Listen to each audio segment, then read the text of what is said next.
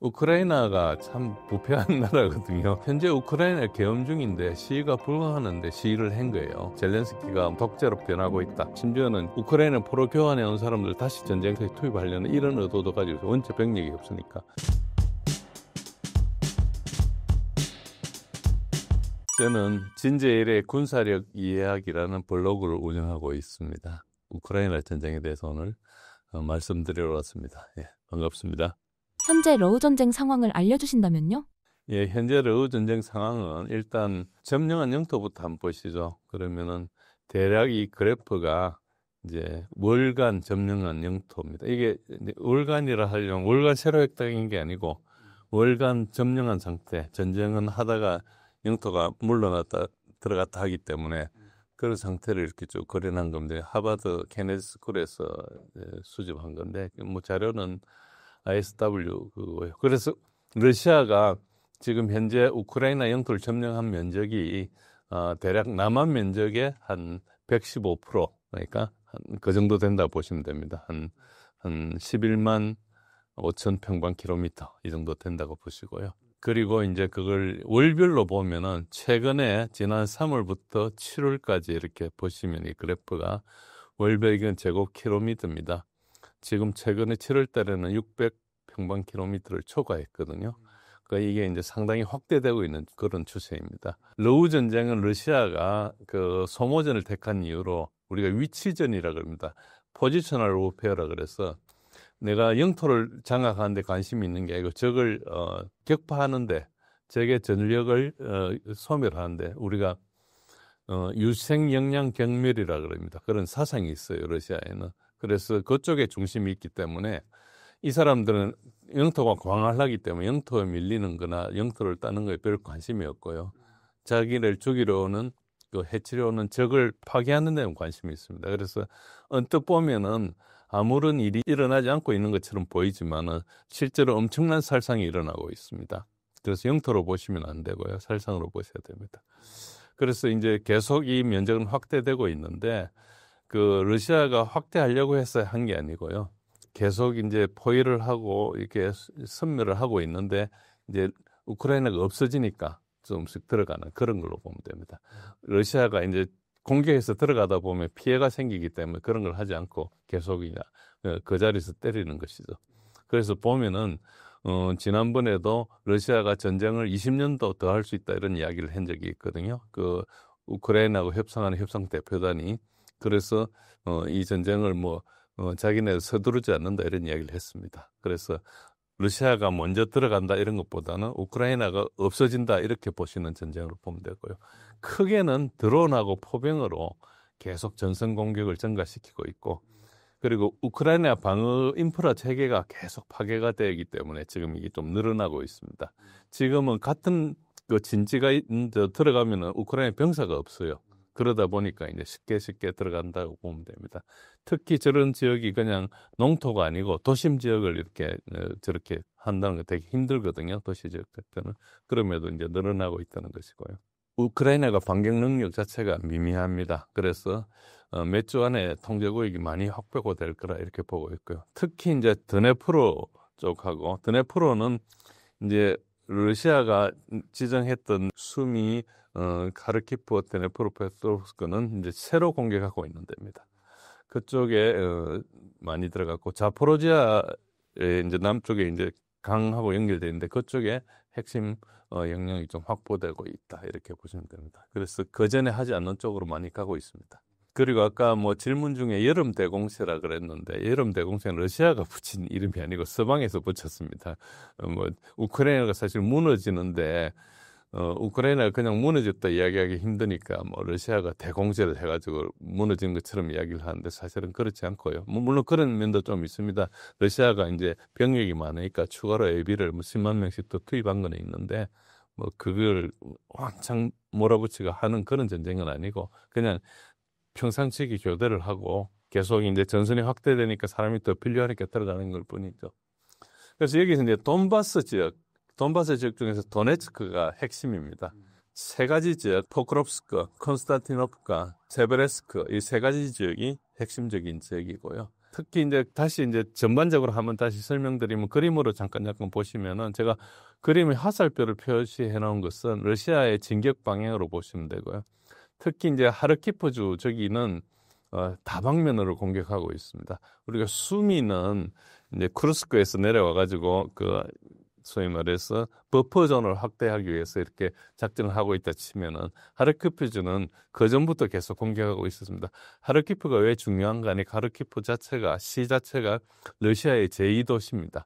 제2도시다 보니까 이제 상당히 중요한데 저 러시아하고 국경이 굉장히 가깝죠. 지금 가까워가지고 저 도시까지 한 15km, 10km, 15km 정도밖에 안 됩니다. 그까이 다가와 있고요. 그래서 볼찬스크 저기가 몇 년 동안 계속 전투를 하고 있는데 지금 이제 조금 더 우크라이나가 좀 밀려가지고 이제 들어오고 있고 그 다음에 이제 하르키프의 이제 이제 남서쪽이죠. 하르키프에서 보면은 이제 남동 쪽에 해당되죠. 저기 루안스크에서 밀고 내려와가지고 가는 지역이 있고 자세히 보시면 오른쪽 지도 위에 조그만 지역이 하나 더 있습니다. 화살표가 위에서 이렇게 있는데 하르키프가 보면은 삼면에서 이렇게 공격을 받고 있어요. 그러니까 하르키프가 상당히 지금 압박에 있고 거기에 도심에 공격하니까 많은 사람들이 대피하고 실제로 대피령도 내렸습니다. 우크라이나에서. 그런 상태고 나머지는 이제 지난 3년간 계속 전투를 했던 그 지역이 계속 확대돼가 나오고 있는 그런 형태로 보시면 됩니다. 참고로 이건 ISW 지도인데요. 지도의 크기가 동그라미 크기가 지금 전투가 격렬하게 일어나고 있다. 이렇게 보시면 됩니다. 그래서 동그라미로 보시는 게 대략 인상을 잡기 좋고요. 그렇습니다. 그리고 그 밑에 이제 루안스크, 도네츠크는 그 위에 있는 동부 전선, 동남부 전선은 이제 위에서부터 잘란 건데요. 무슨 여기도 전반으로 보면 곳곳에 이제 이 전선이 꼬불꼬불하게 돼 있죠. 뭐 리아스시키안 이런 것처럼 꼬불꼬불하게 돼 있는데 저게 이제 기본적으로는 이제 쭉 러시아가 밀다가 빈틈이 생기면 그쪽으로 이제 첨입을 해가지고 쭉 밀고 들어간 다음에 확대를 하고 양쪽에서 결국은 나중에 포위를 하게 됩니다. 그래서 계속 이렇게 동그라미 모양이 계속 생기고 저걸 콜드 론이라 그래요. 가마솥이란 뜻인데 가마솥을 이렇게 만들어가지고 이제 마지막을 딱 막으면은 그 다음에 이제 포위가 되는 거죠. 그러니까 그런 식으로 이렇게 하는데 우크라이나는 저 정도 포위가 되면은 철수를 명령을 내려야 되는데 철수 명령을 안 내려요. 그래가지고 그 우크라이나 군이 지금 초기에 전쟁부터 3년 6개월 동안 계속 전쟁을 하고 있는 병사들이거든요. 아무도 교환 안 하고. 그러니까 피로가 극심합니다. 극심하고 많이 죽고 그렇습니다. 그래서 저 지형들 잘 보시면은 곧 이렇게 콜드론, 가모솥이 다 뛸 그런 형상에 있는 데가 되게 많습니다. 그렇게 보시면 되고요. 그리고 특히 이제 지금 강조하고 싶은 것은 도네츠크에 있는 차시브야라는 지역인데요. 차시브야 지역이 7월 30일 일자로 완전히 이제 러시아가 점령했습니다. 저기는 고지로 돼 있고요. 그리고 도심도 굉장히 고층 건물로 되어 있습니다. 그래서 굉장히 어려운 작전 환경인데 러시아가 들어갔습니다. 저걸 잘 보시면은 실제로 16개월 전투했다 그러는데 거의 2년 전투했습니다. 바흐무트가 점령된 게 러시아가 점령한 게 23년 5월이었거든요. 그리고 이바닙카가 그 다음에 이제 한 거의 10개월간 전투를 한 다음에 그 다음에 차시브야로 왔습니다. 그래서 전체적으로 차시브야 자체는 16개월간 전투했으면 전반적으로 보면 거의 뭐 2년 가까이 전투를 했다. 2년 이상 전투했다고 볼 수 있습니다. 그런데 11km 전진했어요. 그러니까 얼마나 전진에 별 관심이 없었는지 알겠죠. 그냥 계속 때리는 거죠. 계속 때리고 확실하면 들어가고 그런 식으로 했습니다. 그러니까 우크라이나가 엄청나게 피해를 많이 입었습니다. 그렇게 보시면 돼요. 지금 문제의 포크롭스크입니다. 이 지금 현재 가장 중요한 지역이 이 지역입니다. 포크롭스크는 이제 그 동남부에 있는 그 돈바스 전역 전체에서 우크라이나군이 가장 핵심적인 지역입니다. 저기가 물류 기지예요. 저 면적은 옆에 있는 이제 그 도시하고 합쳐가지고 한 서울 정도의 면적이 됩니다. 서울 정도의 면적이 되고 이제 옆에 주변 공터까지 합치면은 뭐 우리 뭐 일산이나 뭐 하남이나 이런 거 합친 정도로 이렇게 보시면 됩니다. 그 정도 되는 자리를 지금 거의 십몇 개월이 아닙니다. 거의 전진 쭉 해왔는데 거의 작년 한 6월 달부터 계속 이렇게 포크로프스 인근을 지나면서 저렇게 왔거든요. 그러면서 포크로프를 들어가지 않고 옆으로 계속 포위를 했습니다. 그리고 이제 우크라이나도 저게 중요하다 생각해가지고 막 여단을 엄청나게 보내고 해가지고 이제 저기 격전을 하고 있는데 제가 왜 중요한 거 하니까 자세히 보시면은 포크롭스크 도시 지역에 굉장히 많은 도로망이 있습니다. 철로도 있고 그리고 고속도로도 있고 굉장히 많이 있습니다. 그래서 저기가 물류의 중심이에요. 드니프로나 서부에서 군수 장비를 가지고 돌아오면 저기에 이제 저장해요. 저기서 이제 대부분 위에 루안스크나 밑에 남쪽으로 자포로지아 쪽으로나 도네츠크, 돈바스 지역 전선에서 전반적으로 저기서 이제 공급을 하는데 저 도로가 딱 차단이 되면은 이제 거의 갈 길이 없고 조그만 길밖에 없습니다. 그래서 저희가 이제 어째 보면은 어떤 우리 그 핵심적인 지역이다 그렇게 되고 있고요. 지금 보시면은 큰 동그라미들이 굉장히 많죠. 특히 이제 포크롭스 북쪽에 있는 저기가 이제 북쪽으로 이렇게 막고 있기 때문에 저기 이제 철로가 이제 하나 막혀버렸습니다. 그래서 사실상 철로를 거의 못 쓰게 됐고요, 우크라이나는. 그리고 그 가운데 포크롭스크 가운데 동그라미가 있죠, 도심에. 거기에 이제 DRG라 그래서 이게 사보타지하는 그룹이 들어갔어요. 그래서 들어가가지고 그래서 이제 그 약간 요동을 일으키고 있죠. 그래서 이제 우크라이나는 지금 약간 혼란에 빠져 있습니다. 아직까지 외곽에 있는데 안에서도 사람이 이제 러시아군이 나오니까 그래서 이제 그 서로 간의 교통도 잘 안 되고 이렇게 굉장히 어려워지고 있고요.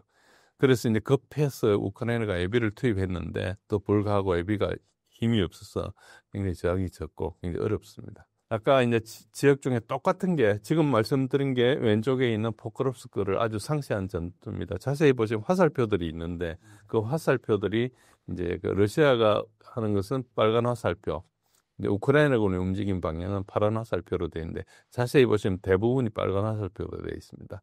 그렇고요. 그리고 지금 파크롭스 도심에 지금 그 안에 노란 색깔 표시가 한 너댓 군데 보이죠? 저기가 지금 진출해가지고 완전히 부대가 들어간 건 아닌데 일부 부대가 들어가고 교란 작전을 하고 있는 겁니다. 그래서 전선은 밖에 있는 파란 선으로 이렇게 형성되어 있고요. 그 안에 이제 일부 침투한 게 노란 것들입니다. 그래서 교란을 하니까 지금 우크라이나군은 갑자기 적들이 여러 군데서 나오니까 이제 굉장히 혼란스러운 상황이고요.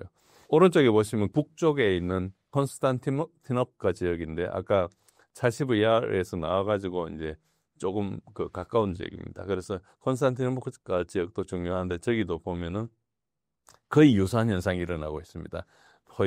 포위가 돼 있고 그리고 도심으로 들어가는 여러 가지 보급망을 차단하고 있고 지금 후방에는 아직 차단이 안 돼가지고 이제 북서쪽으로 나 있는 길이 있죠. 그 길은 아직까지 우크라이나군이 쓰고 있습니다. 그렇지만은 조만간 양쪽으로 접어가지고 저걸 핀스 오퍼레이션을 그래요. 집게 작전이라 그래가지고 이렇게 집게 작전을 해가지고 딱 이제 가뒀으면은 이제 저기가 막히는 거죠. 그러다 보면 나중에 빠져나갈 길이 굉장히 적으니까 희생을 치르고 나가야 하는 그런 식으로 가고 있습니다.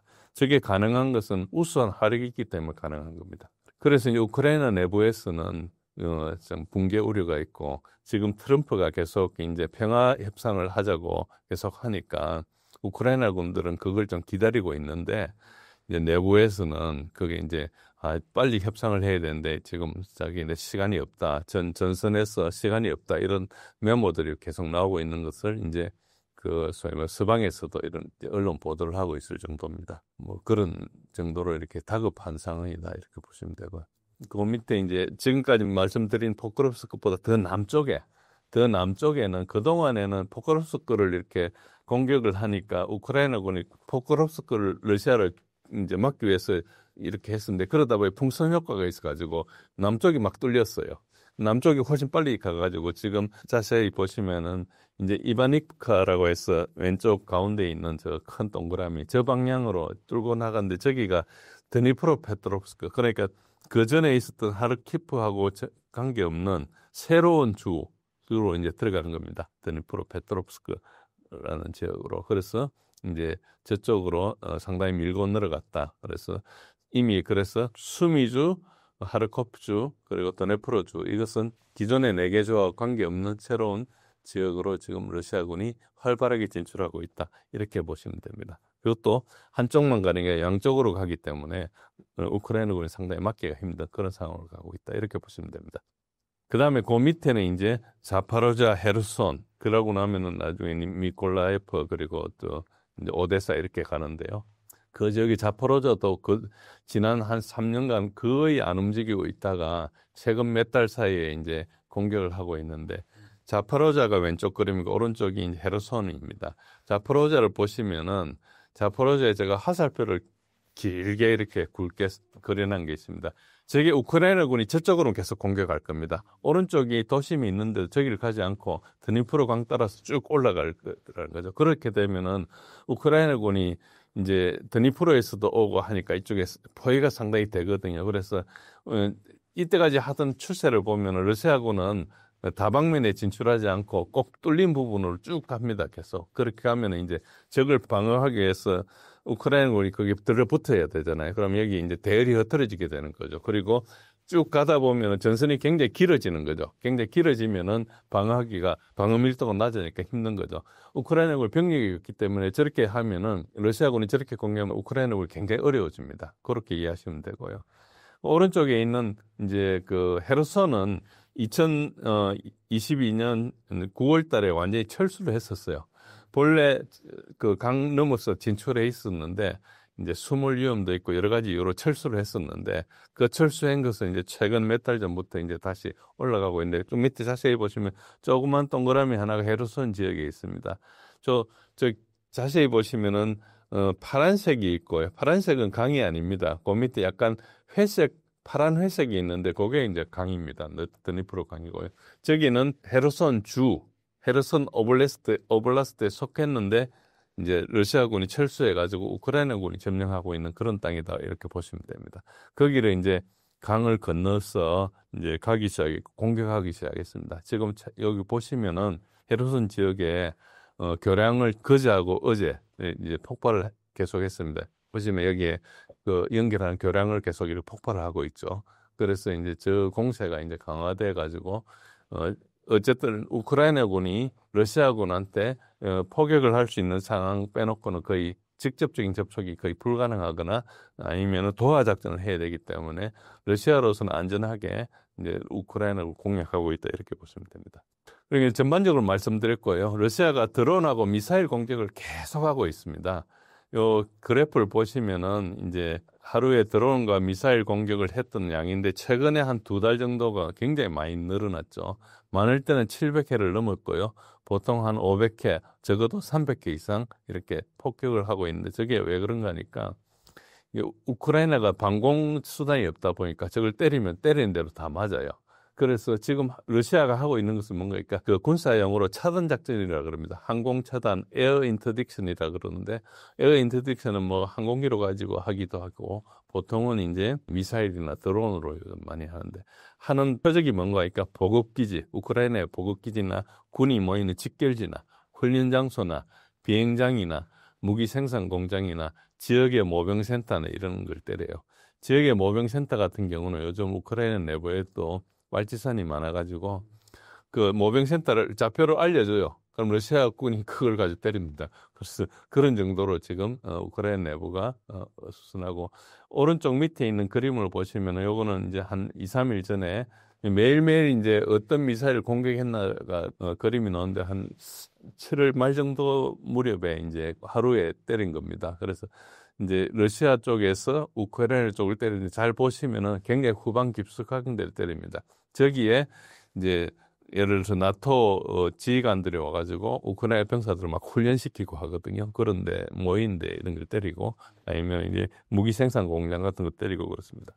그래서 이런 식으로 해서 러시아가 당장 전선에 있는 우크라이나 군을 때리는 것보다 후방에 있는 그 우크라이나의 장착 전투력이 될 것을 이제 없애고 있는 것이죠. 그렇게 보시면 되고요. 드론 공격 횟수가 왼쪽에 있는 게 작년 7월이고 이게 금년 7월입니다. 이게 작년 7월 한 달 동안 발사한 양이 2024년 한 해 동안 발사한 양보다 많다고 그럽니다. 6,297대를 발사했는데요. 작년 동기 대비해서 13배, 14배가 증가했다 이렇게 보시면 되고요. 우크라이나 방공 자산이 부족하기 때문에 저런 현상이 일어났고 러시아의 계란2, 계란3 드론이 엄청나게 많이 생산되고 미사일도 생산 많이 되기 때문에 저렇다 그렇게 보시면 됩니다. 그리고 이제 북한 추가 파병에 대한 이제 질문이 있었었는데요. 이제 지금 현재 확인은 불가능합니다. 3만 명 추가 파병설이 계속 떠돌고 있었습니다. 우크라이나 매체가 이런 이야기를 하고 있고요. 러시아나 북한은 이것에 침묵하고 있습니다. 그런데 한 가지는 벌써 지난 한 1, 2개월 전부터 나온 이야기가 수미주에 크루스크에서 계속 이제 내려와서 러시아군이 수미주로 내려왔는데 그 수미주가 더 이상 못 내려가게 이제 그 우크라이나군이 지뢰지대를 이렇게 설치했어요. 그러다 보니까 이제 대규모 기동을 못 하니까 공병부대가 와가지고 북한에서 지뢰지대를 개척할 것이다. 그리고 개척하고 나면 뒤에 보급로가 확보되면 그 보급로 도로 위에다가 드론 방지망을 이렇게 설치할 것이다. 이 일을 할 것이라는 이야기가 파닥에 돌았습니다. 그 이야기가 하나 있고 두 번째는 병인지 아닐지 모르지만 일반 노동자들을 북한 사람들을 데리고 와서 드론 공장에 노동자로 씁니다. 그래서 타타르스탄에 야고바라는 데 이제 계란2를 만드는 공장이 있는데 이게 원체 우크라이나에서 멀어가지고 1,000몇백 킬로 떨어지니까 이제 때릴 수가 좀 없어요. 이제 카잔보다 더 동쪽에 있는데 거기 이제 계란륨 드론 공장에 4만 명 규모의 기숙사를 짓고 있다는 게 이제 설입니다. 요거는 이제 이미 공개된 러시아가 공개한 계란2 공장입니다. 요거는 계란2고요. 계란3 공장 공개하지 않았는데 계란3는 제트기로 갑니다. 그러니까 그동안의 드론들 대부분 쓰는 엔진들이 조금 약간 성능이 낮은 걸 쓰는데 제트 엔진을 쓰는 게 이제 계란3고요. 요거는 계란2들입니다. 이 영상이 공개됐는데 굉장히 큰 공장이거든요. 엄청나게 많이 이제 생산하고 있는데 이런 규모의 공장을 지금 이렇게 많이 짓고 있습니다. 자세히 보시면은 조그만 건물 하나하나가 저거 정도 되는 거거든요. 그래서 4만 명이 이렇게 하기 때문에 기숙사도 짓고 한다는 것이 있고요. 이 이승 사진이 이제 떠올랐습니다. 2025년 현재 우크라이나 군이 직면한 가장 큰 어려움이 무엇일까요? 예, 가장 큰 어려움은 무엇보다 인원입니다. 러시아 발표에 따르면 그제 날짜로 130만 명을 돌파했습니다. 우크라이나군 인원 손실이. 그래서 이제 제가 2달 전에 와서 말씀드릴 때보다 7만 명의 손실이 증가했거든요. 그런데 이것에 대해서도 믿지 못하시는 분들이 많지만은 저도 그렇고 여러 전문가들은 러시아군이 발표하는 우크라이나군의 인원 손실은 굉장히 보수적이라고 생각합니다. 그래서 저게 본래는 손실이라 그러면은 사망, 부상, 그리고 실종 이런 게 다 포함되고 포로도 포함되는데 저 숫자가 사망이라고 보는 사람들이 많습니다. 러시아군은 직접 자기가 사망한 것만 확인하기 때문에 부상 여부는 직접 판단할 수가 없으니까 그렇다는 이야기고요. 그리고 이제 저게 보수적인 평가라 이야기하는 사람, 사망자만 180만 명을 넘었다고 이야기하는 사람이 있습니다. 유명한 미 육군 출신 맥거리거 대령이 저런 주장을 하는데요. 그분은 상당한 정보를 가지고 하는 이야기라서 그렇고요.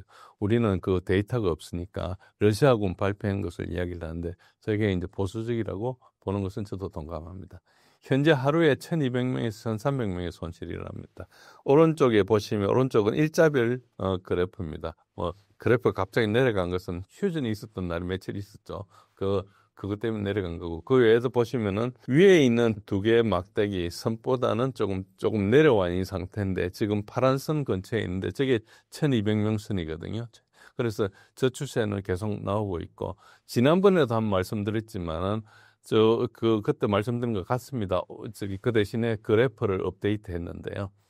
그러니까 2차 대전 나치군하고 우크라이나군을 이렇게 누계를 보면 거의 비슷한 형태입니다. 그래서 제가 140만 명 선이 마지막이 아닐까. 이 그래프를 같이 놓고 보면 거의 그렇습니다. 그래가지고 제가 저걸로 보면은 11월에 항복할 거다 이런 주장을 많이 드렸습니다. 그것은 2차 대전하고 우크라이나 러우전하고 비교할 바는 아니지만은 그래도 저 정도로 비슷한 처처로 손실이 누적되면은 국가가 지탱이 안 되거든요. 그래서 저는 저 단순한 그래프, 뭐 어떤 이론이 있는 건 아닙니다. 그러나 단순히 비교했을 때 140만 명이 끝이고 그러면은 지금부터 한 석 달 정도 남았다. 그래서 11월 달 가면 항복하지 않을까. 뭐 그 정도로 이렇게 이제 이야기를 했습니다. 그래서 뭐 단순한 비교니까 크게 개념하실 건 아니지만은 그래도 굉장히 지금 우크라이나가 버티기 힘들다. 지금 현재 우크라이나는 70세, 징병을 70세까지 합니다. 과거에 60세까지 하다가 70세까지 내렸어요. 그래서 제가 우크라이나에 있으면 가면 저도 징병 대상입니다. 이런 것도 하도 많이 보셨을 겁니다. 이걸 버시피케이션이라고 합니다. 지금 길거리에서 저렇게 잡아가지고 가지고 갑니다. 그래서 뭐 이런 일이 한두 개 있는 것 아니고 관심 있는 분들은 이거 다 알고 있습니다. 그 다음에 이제 아까 인터딕션 차단 작전에 대해서 말씀드렸는데 이게 기본적으로 방공이 부족하기 때문에 공중으로 막 때리고 있는 건데요. 잘 보시면은 예를 들어서 왼쪽이 이제 러시아군이라 치고 오른쪽이 우크라이나군이라 치면은 가운데 있는 두 선 안에 있는 저 면적이 서로 전투하는 전투지대라 보시면 됩니다. 그 전투지대에 있는 우크라이나군이 이제 있는 거죠. 거기에 가까이 때린 것을 근접 항공 지원이라 그러고 그 다음에 있는 것은 오른쪽 지역에서 왼쪽 지역으로 들어오는 것을 차단하는 것을 전장 차단이라 그러고요.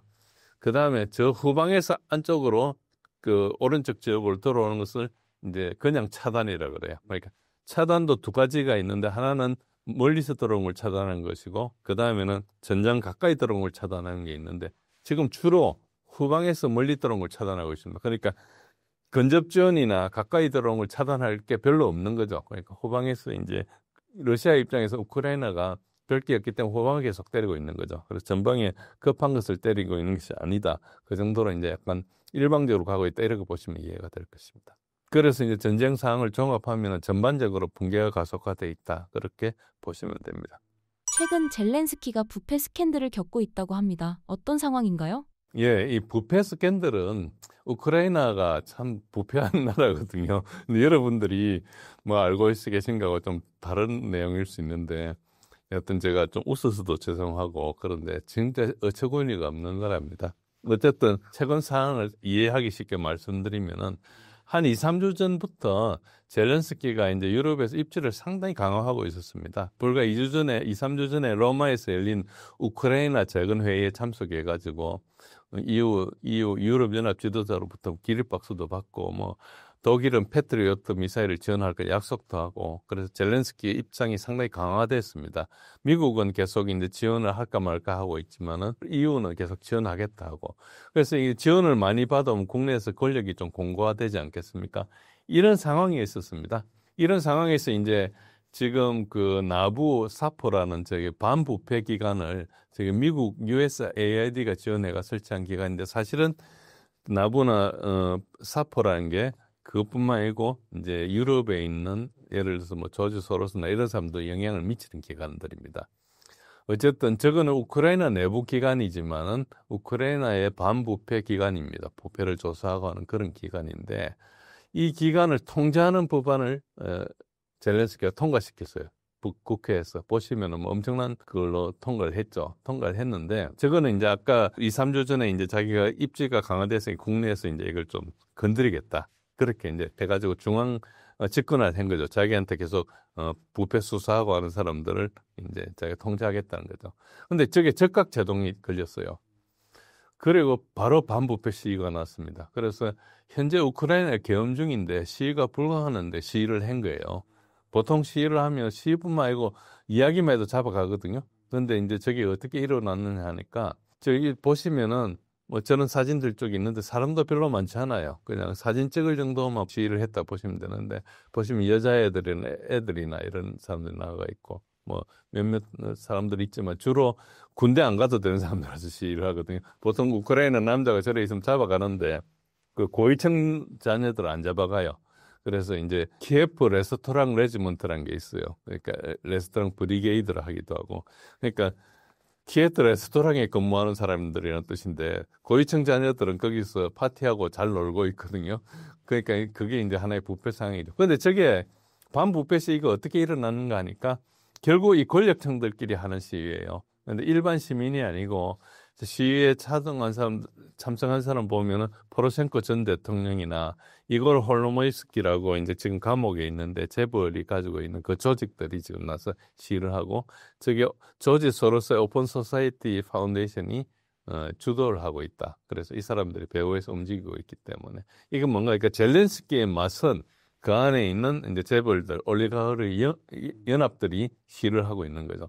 그래서 젤렌스키가 후퇴를 해가지고 7월 31일 날 독립법은 아까 그 의회에서 통과했던 거 그걸 다시 복원하는 법률에 서명을 했어요. 국회에서 결정해 무효화한 것이죠. 이걸 보고 뭘 알 수 있는가 하니까 우크라이나를 실제로 통제하는 사람이 노출된 거예요. 젤렌스키는 실권이었고 서구의 꼭두각시고 그래서 이제 이게 BBC를 포함해서 일제히 언론으로 공격을 했거든요. 그래서 이게 젤렌스키가 뭐 그 반부패 기관을 이렇게 하면서 독재로 변하고 있다. 우크라이나가 독재로 변하고 있다 이러면서 원조도 중단하겠다 그러고 막 그랬어요. 그런데 우크라이나에서는 야당 탄압이나 언론 폐쇄나 선거 중단은 벌써 오래된 이야기거든요. 그게 다 반민주적인 조치인데 그때까지는 아무런 이야기를 하지 않다가 저거 하나 가지고 이야기를 했어요. 저게 서방이 통제하는 기관에 대해 손을 대니까 이제 이야기를 한 거거든요. 그래서 우크라이나가 서방의 통제를 벗어나려 할 때마다 이제 강하게 반발하는 거죠. 그 반발할 수 있는 게 돈을 안 주면 이게 못 움직이니까 그래서 할 수 있는 거죠. 그래서 서방의 주요 관심사는 민주주의가 아닌 우크라이나에 대한 통제권을 유지하는 것이고 지난 3년 반 동안에 민주주의 우크라이나에 대해서 독재자 푸틴이 침략했다 이 담론 자체가 다 거짓말이라는 게 이 사건으로도 알 수 있습니다. 그래서 자세히 보시는 분들 이거 보면 금방 이게 이때까지 우리가 속았구나 하는 걸 금방 알 수 있고요. 실제로 이런 게 드러났죠. 한편으로 이걸 또 어떻게 해석하면 되는 거니까 이제 이 안에 있는 마리아 베주클라리아라는 의원이 있습니다. 이 국회의원이 이걸 굉장히 비판해서 현 상황에 대해서 이 사람도 네오나치 출신이에요.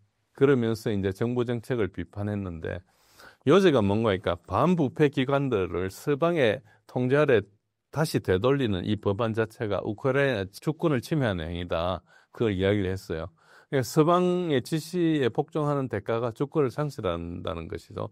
그러니까 국회에서 통과한 법률대로 이렇게 대통령이 통제하겠다는데 그걸 다시 이제 되돌린 거니까 대통령이 주권을 버린 거 아니냐. 그래서 이 이야기는 러시아에서 계속 그 사이에 이야기한 것이 뭔가 하니까 우크라이나가 진정한 주권을 회복하려면은 중립적인 지위를 유지해야 된다. 그걸 바로 증명한 것이고 나토나 EU에 가입하는 것이 주권을 강화하는 것이 아니고 오히려 서방의 지정학적인 패권 아래 종속하는 것이다. 이걸 이제 입증한 것이죠. 그래서 이 사건 자체가 그런 의미가 있었고요. 한편으로 동시에 러시아 해외 첩보에 이런 게 며칠 전에 떴습니다. 어떤 이제 유럽 알파인 리조트, 알파인 리조트라니까 스위스쯤 되겠죠. 거기서 우크라이나 대선을 실시했다 이런 이야기가 떴습니다. 거기 이제 해외 첩보에 있는 얘기를 제가 번역기를 돌려서 했는데 저기 지금 한 6줄 정도의 이제 빨간 줄을 쳐놨죠. 저게 이제 작게 안 보이실 거니까 이거 옮기면 대략 이렇습니다. 첩보 내용이. 어떤 리조트에서 미국, 영국, 그리고 우크라이나의 대통령실장, 그리고 정보국장, 우리 같으면 CIA, 그러니까 국정원장 같은 경우죠. 그리고 영국에 있는 잘루즈니 주영 대사가 모여서 이제 이야기를 했는데 그 이야기는 잘 보면은 CIA, MI6가 모였다 이렇게 볼 수 있고요. 그래서 이제 부패 문제를 논의했어요. 부패 문제가 이미 오래전에 논의되었어야 할 사안이라는데 동의를 했고 핵심적으로 거래 조건이 뭔가 하면은 이제 키예프와 서방의 관계를 재설정을 하고 이 말은 이제 영국이 이미 재설정을 마쳤다는 뜻이고요. 우크라이나의 핵심 인사, 대통령을 비롯한 인사권이 영국과 미국에 있다는 의미라고 보면 됩니다. 그리고 두 번째가 러우전에서 서방 지원을 약속했다 이런 이야기가 있었습니다. 그러니까 이제 대통령을 잘루전이로 바꾸는 거죠. 이 결과를 어떻게 해석해야 되는가 하니까 결과 해석은 상당히 어렵습니다. 제가 일단 해석을 하나 했는데 저건 틀릴 수도 있습니다. 그래서 전쟁 2라운드를 준비하는 게 아니냐 이런 해석이 가능하고요.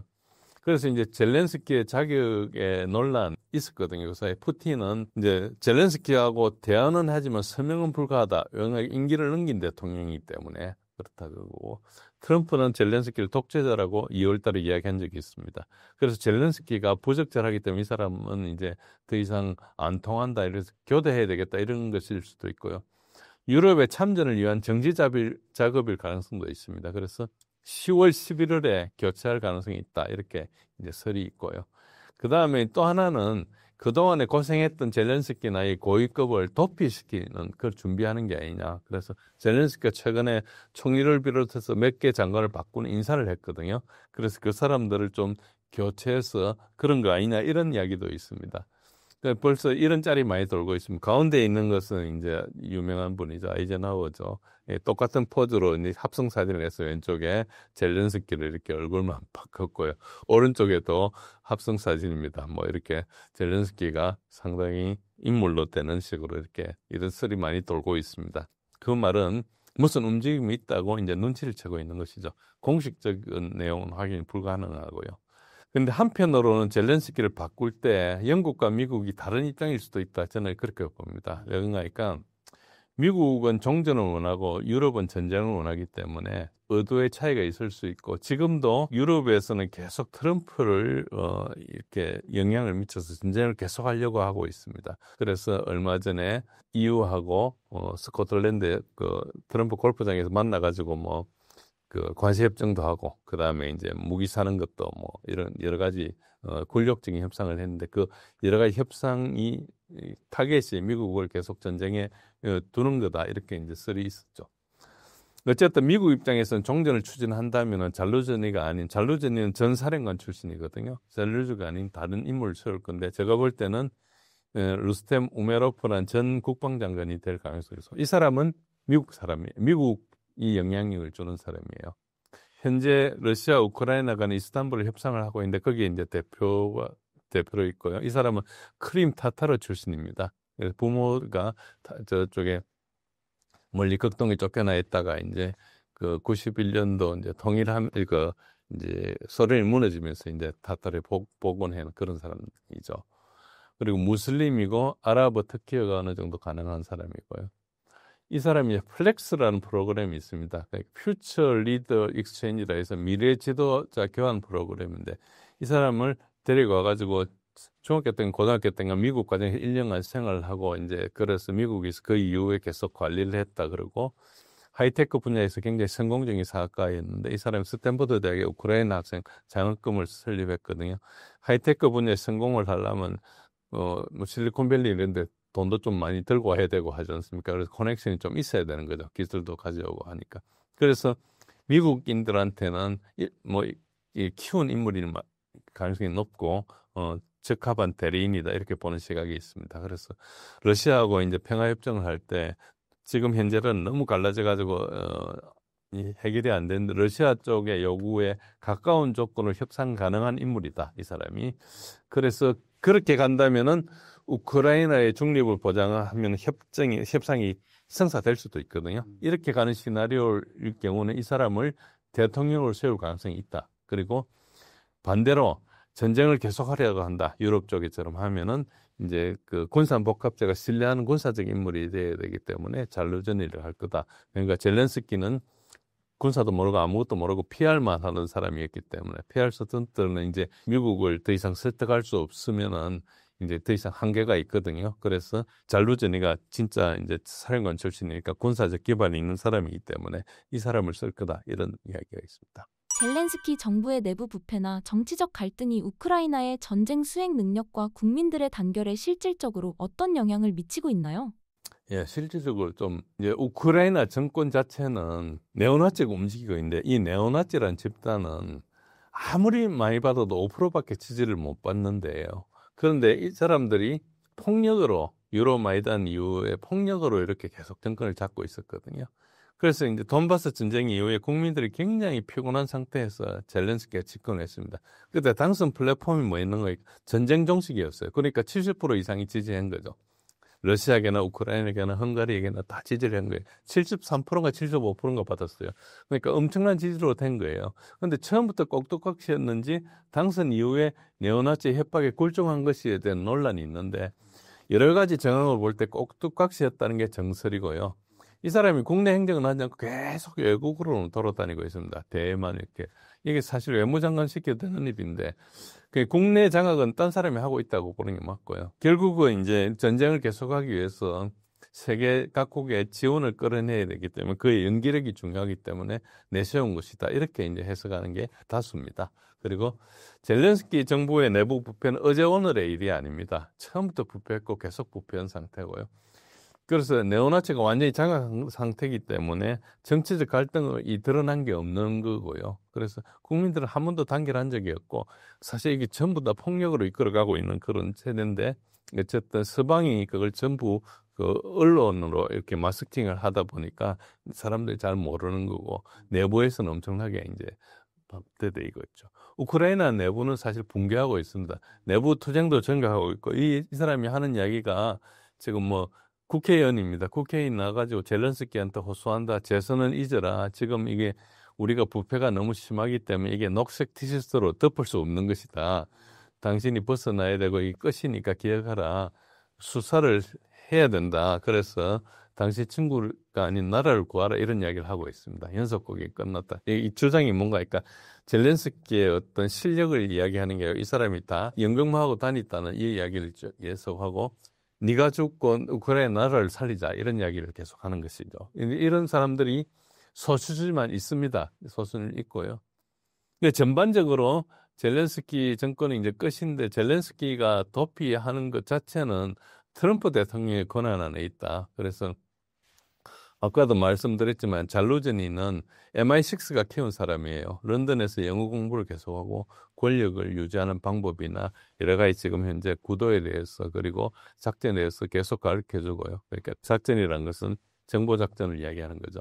잘루즈니가 군사작전에 대해서 이제 젤렌스키한 그때 대들다가 해임을 당했거든요. 이걸 바로 데리고 와가지고 주영 대사로 만들었어요. 보통 대통령이 해임하면 감옥 가거나 어디 쫓겨나 있었는데 영국 대사로 갔다는 것은 그때 당시에도 젤렌스키가 실권이 없었다는 이야기예요. 그래서 일단 주영 우크라이나 대사로 와가지고 서방의 메커니즘을 학습하고 제2전선이나 군사작전을 넘어선 지정학적 작전이나 이런 것들을 계속 하루 10시간씩 교육시켰다 그러거든요. 그래서 이제 그렇고 만약에 젤렌스키가 이제 잘루즈니로 대체된다면은 이제 어떤 상황이 일어날지 이제 아직 예상할 수 없는데 만약에 젤렌스키 자체도 그냥 뭐 버리진 않을 거 아닙니까? 그러니까 서방에 충성을 했는데 이 사람이 말로가 이상하게 되면 아무도 앞으로 이야기를 안 들을 거기 때문에 퇴임 후 보호 문제 이런 것들이 있는데 이것들은 MI6나 CIA 등에서 전쟁 설계 세력들이 뒤를 돌봐 줄 거지만은 결정은 트럼프의 권한 안에 있는 걸로 보인다. 그래서 결국 네오나치들이 그 글로벌리스트들이 트럼프한테 좋은 이야기를 해줘가지고 이렇게 봐주지 않을까. 제가 그걸 가지고 오른쪽에 지금 대대적 도피 후에 완전 교체 가능성이 있다 이런 이야기를 우화로 이제 그려는 건데요. 배가 침몰호가 있는데 제가 쥐새끼들이 나오고 있는 저런 현상이 일어날 거라고 봅니다.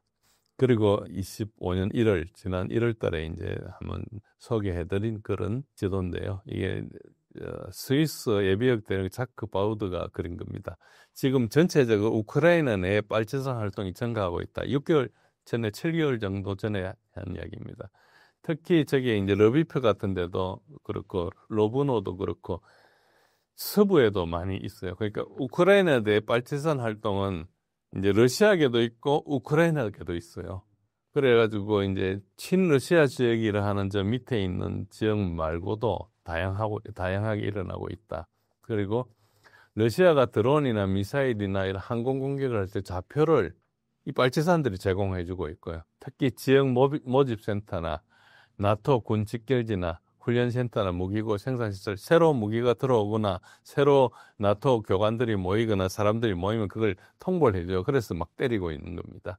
우크라이나 국민들이 반발하고 그래서 강제로 너무 전선으로 보내가지고 너무 많이 거짓말을 하고 부패하고 하니까 이제 반대하는데 이 권력이 독재 정권이다 보니까 이걸 이제 탄압하고 있는 거죠. 그런 상황입니다. 우크라이나 지원에 대한 서방 국가의 여론은 현재 어떤 상황인가요?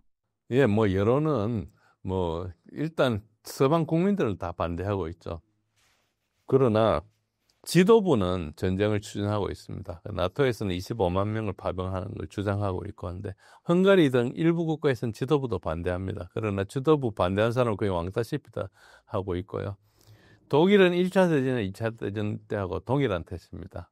독일에 이제 독일 대한당이라는 당이 있는데 지난 선거할 때는 2등으로 지지율이 많았는데요. 지금 현재는 1등입니다. AFD를 나치로 몰아붙이고 있죠. 그래가지고 다른 정당이 연합하지 못하게 이제 어찌 보면 공학적으로 이제 이렇게 떼놨는데 그런 상태인데 어쨌든 국가가 국민들에게 폭압적이고 반대를 막 제압하고 있는 그런 상태고요. 지금 독일은 민간 산업을 군수 산업화 하려고 하고 있는데 약간 독일 내 반러시아 감정이 고조돼가지고 독일 사람들은 굉장히 지금 러시아 사람들하고 이제 사이가 좀 그 감정이 안 좋습니다. 이걸 계속 선전하는 거죠. 지금 러시아가 독일한테 해코지한 게 하나도 없거든요. 80년 전에 전쟁해가지고 그 러시아 국민들이 2,800만 명이 죽었는데 그것에 대해서 용서하고 심지어는 동독과 서독이 통일하는 것도 봐주고 그 뒤에도 값싼 에너지로 계속 독일 경제의 어떤 그 경쟁력을 높여주고 이랬는데 이 독일이 왜 러시아를 싫어하는지 그건 알 수가 없고요. 그다음에 영국은 더 심합니다. 영국의 오른쪽 그림에 저 사람이 이제 바데노크라는 영국의 토리, 그러니까 보수당 당수예요. 저 여자분이 지금 현재 당수입니다. 당수가 스카이넷하고 이제 인터뷰를 하다가 우크라이나가 영국의 대리전을 하고 있다. 그리고 이스라엘도 영국의 대리전을 하고 있다. 이 이야기를 했어요. 실제로 했어요. 그게 사실이에요. 사실인데 사람들 잘 모르고 있죠. 그래서 러시아가 대사관에서 바로 이제 저걸 가지고 문제를 삼았죠. 실제로 대리전임을 이제 인정하고 있어요. 그리고 미국은 우크라이나 유럽에 넘기는 상황입니다. 그래서 아까 말씀드린 대로 스코틀랜드 그 트럼프 골프장에서 권력적인 관세협정을 하는데 그 이유가 미군을 잡아두려고 한다. 그러니까 유럽에서 전쟁을 하고자 하는 세력이 있는데 특히 이제 금융 카르텔 중심으로 하고 있는데 이쪽에서는 계속 전쟁을 하고 전쟁을 하려면 미군이 필요하니까 미군이 없으면 아무것도 안 되거든요. 그래서 이제 이런 노력을 하고 있다. 우크라이나 지원에 대해서는 지금 이 상황에서 이제 트럼프가 교통 정리를 해야 되는 그런 상황이 있는 거죠. 트럼프 자체도 헷갈리고 여러 가지 소음이 있다 이렇게 이해하시면 됩니다. 우크라이나의 현재 상황을 고려할 때 결국 종전 협상 테이블에 나설 수밖에 없다는 말들이 나오고 있습니다. 만약 협상이 재개된다면 어떤 방식으로 진행될 것으로 전망하시나요? 우선은 이제 협상 요구 사항을 일단 봐야 됩니다. 협상 내용 자체는 공개된 적이 없습니다. 우크라이나가 22개 항을 요구를 했다. 그리고 러시아에서는 33개 항을 요구했다 이런 이야기가 있고 러시아 건 좀 사실 같은데 우크라이나가 밝혀진 적은 없고요. 주로 이제 30일 완전 휴전을 하자 이 이야기가 우크라이나 쪽의 요구사항이었습니다. 그래서 이제 뭘 휴전하냐, 미사일이나 폭탄이나 장거리 드론 공격을 중지하자 이게 이제 미국 이야기고요. 우크라이나는 해상에서도 좀 그만했으면 좋겠다 이야기고. 그 다음에 이제 모두를 위한 모두 원칙에 따라서 전쟁 포로를 교환하자. 저게 무슨 뜻인가 하니까 전쟁을 하다 보니까 지금 포로로 잡힌 것이 우크라이나가 한 1,000명 정도 잡고 있고 러시아가 한 8,000명 정도 잡고 있는 것 같아요. 그 사이에 이제 많은 교환이 있었지만은 여러 가지 데이터를 보면 한 5대1 내지 10대1로 피해가 우크라이나가 많거든요. 최근에는 20대1까지 간다고 그럽니다. 어쨌든 그런데 결국 모두를 위한 모두 이 원칙은 왜 해당되지 않는 거 하니까 전쟁 포로는 1대1로 반드시 교환을 해요. 내가 전쟁을 하다가 나중에 우리 포로가 많이 잡힐 수도 있잖아요. 그 상황에 대해서 보험으로 잡고 있는 거거든요. 1대1로 한다는 게. 그런데 심지어는 그 우크라이나 포로 교환해 온 사람들 다시 전쟁터에 투입하려는 이런 의도도 가지고 있어요. 원체 병력이 없으니까. 그래가 심지어는 최근에 서부 우크라이나에서 뭐 묘지 같은 걸 파다가 거기에 있는 소련 시절의 유골 같은 거, 이 유골 하나랑 교제하다 이런 제안도 있었어요. 그 정도로 지금 포로도 많고 그런 상황입니다. 그래서 결과적으로 저 부분은 이제 그 합의가 돼가지고 해결을 했어요. 그래서 부상 포로나 환자 포로나 아주 어린 사람의 포로 이거하고는 교환을 했고요. 그리고 시체 교환도 했고 시체 교환은 뭐 6,000대 뭐 57 이렇게 했었죠. 그리고 그 사이에 지금도 그러고도 시체가 냉동고에 3,000건 이상 있다고 그럽니다. 그리고 아동을 자꾸 이제 우크라이나에서 뭐 이제 러시아가 아동을 가지고 납치해 갔다 이렇게 이야기를 하고 있는데 사실은 좀 그럴 리가 잘 없죠. 어쨌든 아동에 대해서만 그건 인정했다 그럽니다. 그래서 그 다음 요구 조건은 젤렌스키가 푸틴을 만나겠다 이런 이야기를 했는데 그건 러시아에서 거부를 했고요. 그리고 우크라이나 군대에 이제 제한을 두겠다. 우크라이나 군대가 뭐 그때 2022년 3, 4월 달에 이스탄불 커뮤니케 그때 이제 했을 때가 우크라이나 군의 병력 상한선을 8만 4천 명으로 하던 게 러시아 쪽이었고 우크라이나에서 10몇만 명으로 하자 한 20만 명 좀 안 되는 그 숫자가 이제 수립하기 직전에 이제 협정이 끝나버렸죠. 어쨌든 거기에 멈춰 있었습니다. 그래서 그런 것들을 이제 아예 그때 했던 거로 관계없이 제한 불가다. 뭐 우리가 100만 명인가 하겠다 이런 뜻이죠. 그런 걸 요구 조건을 했고 전쟁하고 나서 러시아가 영토를 얻은데 이 획득을 불인정한다. 그러니까 91년 밖으로 영토를 복귀해라 이게 요구고 그 다음에 러시아가 배상금을 지불해야 된다는 게 우크라이나 요구입니다. 그 말은 러시아가 항복하라는 뜻이죠. 그래서 협상은 현재 일선을 일단 고정하고 그 다음에 휴전을 하고 그 사이에 협상을 하자 이거예요. 그러니까 협상이라는 건 말마하지 우크라이나는 이때까지 패배한 것들 전쟁의 책임이나 이런 것들 불인정하는 거죠. 그러니까 협상의 여지가 없다는 것이고 이 안이 우크라이나가 만든 안이 아니고요. 서방이 시킨 대로 안을 만드는 겁니다. 그 오른쪽에 있는 켈로그 특사라는 사람이 실제로 통제하고 조정한 안이라고 보면 됩니다. 그래서 이 전쟁을 계속 우크라이나가 뭘 의지를 가지고 있는 것으로 해석을 하면은 왜 이래 전쟁이 오래 가는지 우크라이나는 왜 전쟁을 못 멈추는지 이걸 이해할 수 없습니다. 이게 다 서방에서 조정하고 있기 때문이고 그래서 이제 서방이 이 전쟁을 러시아를 이만큼 끌어왔는데 이게 그동안에 서방 입장에서 엄청나게 투자를 한 건데 여기서 멈출 것이냐 계속 끌고 나가서 조금만 더 하면 러시아를 무너뜨릴 수 있지 않을까 이런 희망을 사실 가지고 있는 거예요. 그렇게 보지 않으면 지금 왜 유럽에서 계속 전쟁을 하지 않은지 이걸 이해하지 못하실 수 있습니다. 그래서 그런 식으로 보시면 되고요. 반대로 러시아의 요구사항은 그때 협상장에서 흘러놓은 사진입니다. 이건 뭐 보나마나 이 사진을 누가 줬겠습니까? 우크라이나가 찍어가 줬을 거 아닙니까? 그런데 어쨌든 요 항을 제가 번역을 한 겁니다. 이게 최종을 위한 기본 조건 이런 게 이제 이렇게 요만큼 있습니다. 요만큼인데 자세한 걸 보실 건 없고요. 나중에 보시고 영상을 고정해서 하나씩 읽어보시고요. 기본적으로는 이제 러시아는 2024년 6월 14일 날 선언한 선이 있습니다. 준 포틴 라인이라고 그러고 푸틴 대통령이 이제 러시아 외교부 간부들 있는 그 세미나 같은 데 가서 발표한 겁니다. 그래서 그걸 지금까지도 계속 가지고 있어요. 그 내용을 명시한 것입니다. 항목에 맞게. 그래서 여러 가지 뭐 그 첫 번째는 최종 해결을 위한 기본 조건에 대해서 12항을 이렇게 적시를 했고 그 다음에는 정전 조건이 옵션이 두 가지가 있는데 어떤 걸 택할 것인가 이걸 이야기를 했고요. 그 다음에 세 번째는 이행 단계 및 일정을 어떤 식으로 할 거냐 이런 걸 이야기를 했는데 그건 너무 복잡하니까 간단하게 밑에 파란색으로 표시한 핵심 요구적 내용으로 일단 이해하시면 좋습니다. 그래서 4개 주는 인정한다. 일단 크림은 옛날에 합병했으니까 뭐 그건 다음 문제고 이제 루안스크, 도네츠크, 자포리지아, 헤르손 이 4개 주를 러시아 걸 인정한다. 지금 아까 보시다시피 러시아가 더 많이 들어온 3개 주가 있습니다. 그럼에도 불구하고 4개 주만 일단 이야기한 거고요. 그 다음에 중립을 유지한다. 즉 나토나 EU 가입을 불가한 거고 외국 군대도 주둔이 불가하다.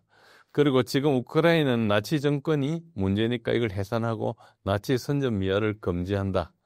그 다음에 우크라이나 병력 상한선을 설정한다. 너가 뭐 병력이 필요하긴 하니까 주대 상한선을 설정한다는 것이고 러시아의 공용어를 보장해라. 러시아를 사용하는 러시아계 인구에 대해서 그 국민으로서 권리를 보장해 주라. 그리고 러시아 지금 정교를 탄압하고 있거든요. 탄압에 의해서 권한 제한을 폐지해라. 러시아 정교 우크라이나에 있는 그 넘버 2 되는 사람 군대 보내버렸어요. 종교 지도자를. 그러니까 이제 무리한 거죠. 그런 것들에 대해서 이야기를 했습니다. 서방 세계에서 푸틴은 악의 축으로 규정됩니다. 서방이 놓치고 있는 혹은 의도적으로 무시하고 있는 푸틴의 전쟁 명분이나 러시아의 내부 논리가 있다면 무엇일까요? 예, 이거는 이제 제가 지난번에 여러 번 말씀드렸기 때문에 이제 간단하게만 설명해 드리겠습니다. 이 전쟁 자체가 러시아의 군사력을 과도하게 팽창을 유도해가지고 러시아의 균형을 경제를 무너뜨리기를 하는 것이었어요. 그래서 처음부터 경제 제재를 했고 이렇게 이제 쭉 끌고 나갔습니다. 그리고 이 전쟁 자체가 마치 러시아가 우크라이나를 침공한 걸로 생각을 하는데 침공한 것 자체는 맞습니다. 그러나 여기서 계속 그 침공 유도를 해가지고 침공한 것이지 그냥 러시아가 한 것은 아니고요. 전쟁하지 않기 위해서 2021년 한 해 동안 푸틴이 엄청나게 노력을 했어요. 그걸 전부 다 거부를 했죠. 그런 과정을 다 이야기를 안 하니까 여러분들 전혀 알 수 없는 거고요. 두 번째는 그래서 이제 이게 도발하지 않았는데 전쟁을 했다 그래가지고 unprovoked란 말을 쓰지 않으면은 EU나 나토 사람들은 한마디도 말을 할 수 없었어요. 그 자리에 쫓겨나고 그랬었는데 기본적으로 왜곡 보도입니다. 서방 언론이 왜곡 보도를 했고 우리나라 국내 언론도 이걸 추종해서 보도를 했습니다. 그러니까 여러분들이 제대로 아실 수가 없었던 겁니다. 보도 자체가 그러니까. 그래서 러우전 자체가 내러티브 워페어, 사실을 보도하면 전쟁이 수행 불가한 것이죠. 벌써 젤렌스키하고 젤렌스키 우리나라에 영상 그 회의도 했고 부인도 오고 그리고 우리 윤 대통령은 젤렌스키하고 만나기도 하고 그랬었습니다.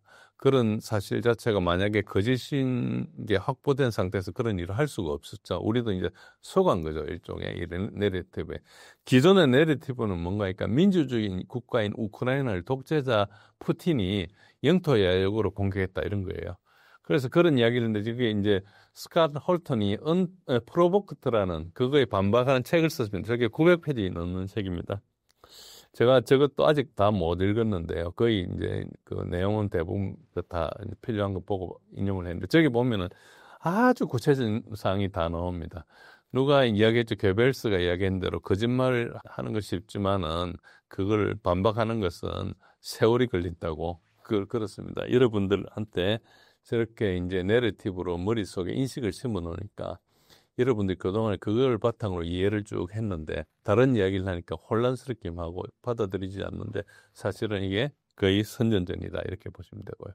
거기에 다 이 서방에 우리가 우리의 그 동맹이나 우리의 그 우방이라 할 수 있는 나라들이 다 관여한 거예요. 그래서 그러다 보니까 우리가 굉장히 어려워지게 된 것입니다. 지금이라도 그래서 이걸 다시 복원하는 수순이 필요하다 그럴 거예요. 이거를 이제 트럼프 대통령은 자기가 벌써 오래전부터 이야기를 했어요. 아젠다 47이라고 하면서 47대 대통령 선거를 하면서 이야기한 게 있습니다. 뭐 여러 가지 이야기가 있지만 이제 노란색만 보시면 됩니다. 우크라이나의 대리전이 계속되면서 세계대전의 위험을 감수하고 있다. 그리고 외교기관은 러시아가 위협이라는 거짓말로 세계전쟁을 유도했고 서구 문명에 대한 가장 큰 위협은 러시아가 아니고 미국과 미국을 극혐하는 우리의 대표다. 그래서 이 전쟁을 끊겠다. 그래 자기 24시간 만에 그만하겠다는 얘기, 이 기본적으로 인식을 끄게 두고 있습니다. 그리고 이제 우선 러우전의 법적인 측면, 이거를 제가 2월 10일 날 한번 설명드렸습니다. 그래서 간단하게만 이 말씀드리면 노란색만 보시면 됩니다. 이게 기본적으로는 젤렌스키가 뭘 실시했는가 하니까 자기가 2021년 3월 24일 날, 즉 바이든 대통령이 취임하고 2달 정도 되는 시기에 크림과 돈바스의 수복 행정명령을 서명을 했어요. 그래 결정을 했습니다. 그래서 전쟁할 것은 예상돼 있었어요. 언제 할 거냐. 그것밖에 없었죠. 그래 나중에 밝혀진 그 첩보 내용이라서 공인은 안 됐지만 러시아가 우크라이나의 특수 군사 작전을 하면서 들어가가지고 문서를 보니까 이제 3월달 2022년 3월 중순에 돈바스에 대해서 공격하기로 했던 문서들이 나왔어요. 그렇지만 이제 어쨌든 그것들은 다 무시돼 버렸죠. 어쨌든 그런 전쟁을 젤렌스키가 했고, 푸틴은 왜 전쟁을 했느냐? 그래서 기본적으로는 푸틴 관심은 돈바스 지역에 있는 러시아인들에 대한 인권을 유린하고 사람을 죽이고 하니까 이것을 이제 해결하기 위해서 들어간 거고, 기본적으로 러시아계들을 핍박하는 이유가 러시아 자체를 공격하기 위해서, 러시아가 이게 분노해가지고 전쟁을 일으켜가지고 러시아가 전쟁을 하다 보면 경제가 무너지고 그러면 푸틴 정권이 무너질 거다, 이걸 위해서 한 거기 때문에 기본적으로는 이 전쟁 자체가 하나의 방법이지 이게 다가 아니다. 앞으로도 계속 러시아한테 전쟁을 할 수 있다 이런 생각을 했죠. 그렇지만 전쟁을 하기 위해서 들어갈 때는 명분이 있어야 되잖아요. 그래서 명분을 뭘로 했는가 하니까 이걸로 했습니다. 대량 학살, 전쟁 범죄, 반인도적 범죄, 인종청소란 4가지의 대규모 잔악 행위에 대해서는 3가지 필라라는 이 원칙이 있습니다. 이것은 이미 정해진 원칙입니다. 그래서 기둥 1, 2, 3은 다 생략하고 결과적으로 유엔 원장 51조에 따라서 이제 개입을 했어요. 이 요구 조건이 있는데 조건을 다 충족했습니다. R2P라 그럽니다. Responsibility to Protect. 그래서 자국민을 보호하고 이웃 사람들이 국제사회가 격려도 하고 그래도 안 되면 이제 들어간다 이런 것이죠.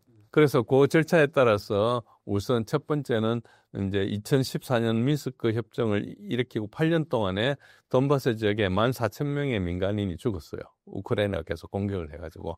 그래서 이제 이것이 하나의 이유고, 그 다음에 이 전쟁 자체가 서방이 우크라이나를 이용해서 대리전을 해서 우크라이나 도발하는 것이기 때문에 이걸 이제 2021년 아까 말씀드린 3월 24일 행정명령을 했던 젤렌스키가 했던 이 공격이 근거가 있고, 그걸 가지고 2021년 내내 돈바스 지역에 1차 포격을 강화했어요. 그리고 그 다음에 2월 달에 와가지고 러시아가 들어간 게 2월 24일 날쯤 됐고, 한 8일 전부터 돈바스 지역에 2차 포격을 엄청나게 강화했습니다. 이래도 안 쳐들어올 거냐 이런 뜻이죠. 오른쪽에 그래프를 보시면은 그 전까지 그래도 40번 이것도 많은 건데 나중에 보면 1,400번까지 하지 않습니까? 그래서 계속 들어오라는 거예요. 그렇게 이제 프로복트했다, 도발을 유도했다 이렇게 보시면 되고요.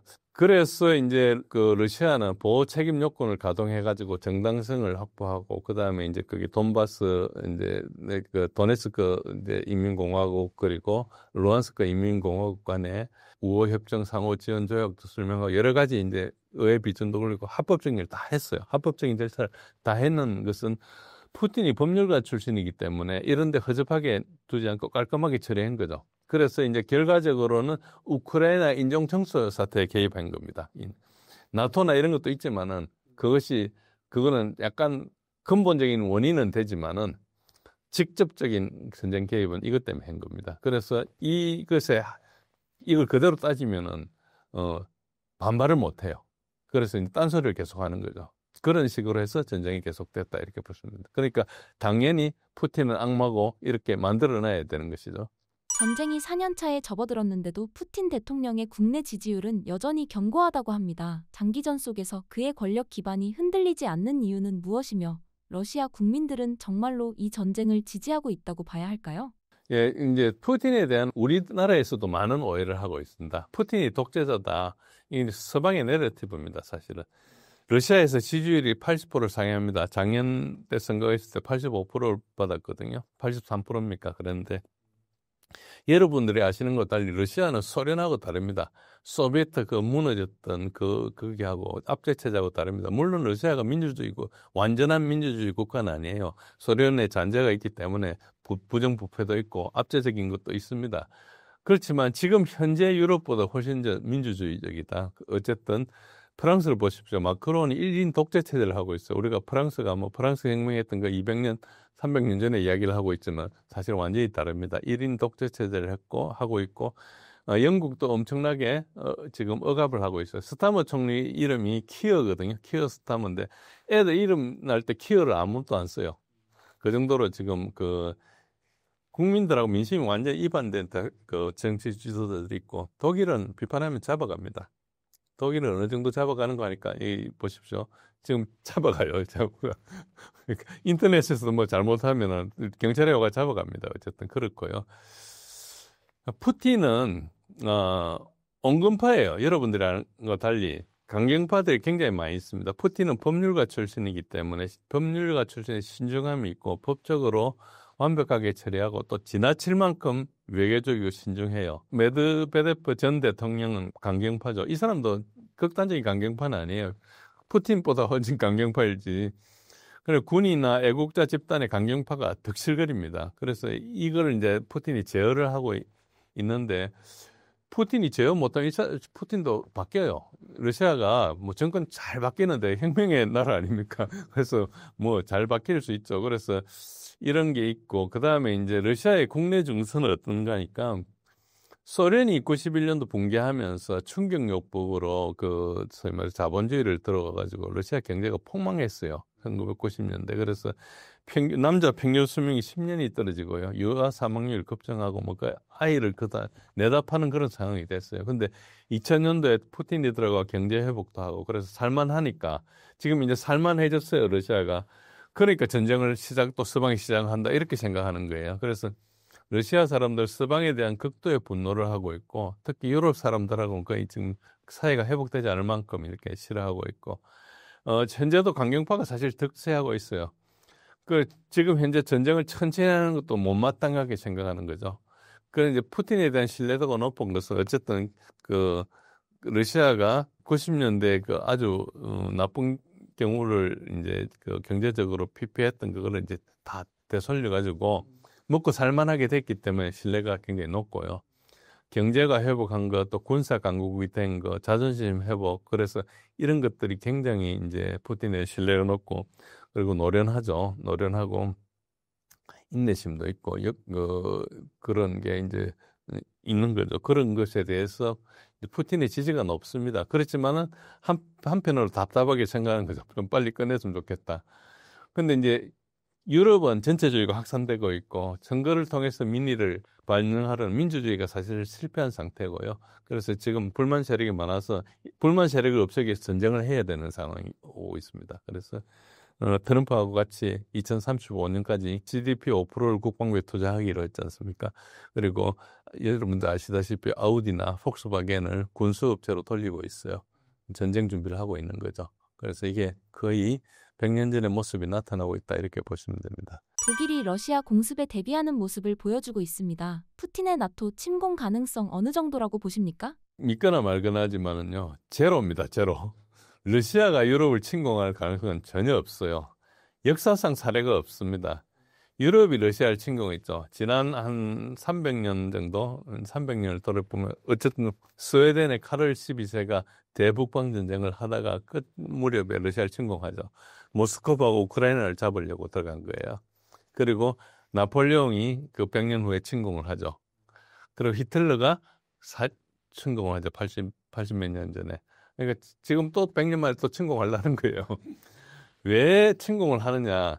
자원을 강탈하기 위해서요. 러시아는 사람이 별로 안 살고 과거에 농토가 많았지만은 현재는 광물 자원이 없죠. 사람 별로 안 살고 굉장히 영토가 많죠. EU 전부 다 합쳐가지고 한 7억 몇천만 명이 된 러시아 하나가 1억 4천만 명이거든요. 영토는 한 몇십 배 넓잖아요. 몇십 배는 아니지만 몇 배 넓잖아요. 유럽은 사실은 자원이 없는 지역입니다. 그래서 대항해 시대 이후에 식민지 경영을 통해서 부를 형성했어요. 이걸 통해서 경제 성장을 했는데 1945년 이후 공식적으로 식민지는 다 없어진 거거든요. 그 이제 2차 대전 후에 많은 나타났죠. 한 늦으면은 60년대까지 이제 독립한 데가 많지만은 우리도 1948년도가 공식적으로 독립한 날이고 다른 나라들도 굉장히 많이 그렇습니다. 그런데 그때 지금 길면 500년, 짧으면 300년간 유럽이 이제 세계를 지배했던 그때 과거를 지금 잊어버려야 돼요. 그때는 굉장히 경쟁력 있고 엄청나게 우리 전 세계를 발전시킨 과학기술 발전도 있고 이렇게 했는데 현재는 경제 침체고 경쟁력을 상실했어요. 우리가 알던 유럽이 아니고 저는 저게 반드시 지금 동남아 수준을 쇠퇴한다 이렇게 봅니다. 왜냐하면 저게 뭐 먹을 것도 없고 아무것도 없어요. 선전대로 러시아가 유럽을 침공하잖아요. 그러면 손익계산서를 한번 따져보세요. 편익이 뭡니까? 얻는 게 거의 없어요. 부동산은 얻을 수 있겠죠. 그런데 러시아가 영토 욕심이 별로 없기 때문에 한국은 많이 필요하지 않아요. 그냥 흑해에 있는 것만 충분하고 그렇습니다. 비용은 많이 들겠죠. 전쟁을 해야 되면 전쟁 비용이 들고 사람도 많이 죽어야 되고 실업자들 실업급여를 지급해야 돼요. 유럽에 가면 유럽을 점령하면 유럽 사람들 실업급여를 줘야 되고 연금도 줘야 되지 않았습니까? 그 사람들 별로 일도 안 하는데 러시아에 비해서 엄청나게 높은 연금을 받고 있거든요. 그리고 이게 지금 우크라이나 서부를 안 가려 그래요. 서부 가면은 그게 아무 소출 있는 땅이 없습니다. 농토도 별로 다 대부분 동부와 중부에 있거든요. 그리고 공업단지는 다 지금 옛날에 노보로시아 땅에 했던 한 지금 8개 정도 주에 있는 거기가 다 공업단지예요. 광물도 거기 있고. 그래서 이쪽으로 서부 쪽으로 가면은 되게 가난하니까 뭘 얻을 게 없어요. 그래서 우크라이나 그거 가면은 결국 정복하면 그 사람들 연금 줘야 되잖아요. 그러니까 이제 절대 안 가려고 그러는 거죠. 그래서 여러분들이 전쟁을 그냥 재미로 하는 것이 아니고 다 경제적인 이유 때문에 하는 건데 러시아가 유럽에 가서 얻을 게 뭐가 있습니까? 전혀 없어요. 그래서 러시아가 유럽을 침공할 거다는 그건 전부 거짓말이고 선전이에요. 그걸 구별하지 못하면은 여러분 속게 되는 겁니다. 러시아와 중국의 현재 관계는 어떤 상황인가요? 대중 관계가 이제 이중적인 측면이 있습니다. 이제 일단 지금 현재 상황은 서구가 몰락하고 있기 때문에 중국이 제1극으로 부상하는 것은 거의 정해진 수순이다. 이거는 러시아뿐만 아니고 전 세계 사람들 비슷하게 생각합니다. 50년 후에 될지 100년 후에 될지 이건 모르지만은 어쨌든 그렇게 일어나고 있고요. 역사적으로도 항상 중국이 GDP 1등이었어요. 항상. 그런데 최근 한 200년간 엄청 중국이 굴욕을 했죠. 그건 사실 아편 전쟁 이후에 굴욕을 당한 거예요.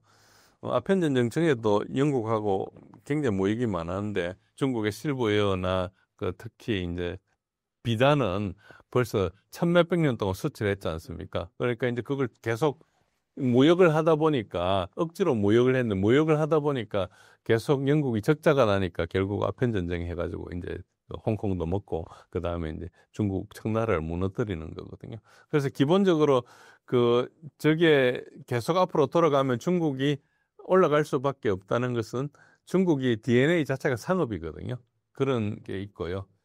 장기적으로는 러시아와 중국은 경쟁 관계입니다. 국경을 가지고 있고 이제 표도르 대제 이후에 이제 러시아가 계속 확장을 하면서 항상 라이벌 관계였어요. 그럴 수밖에 없습니다.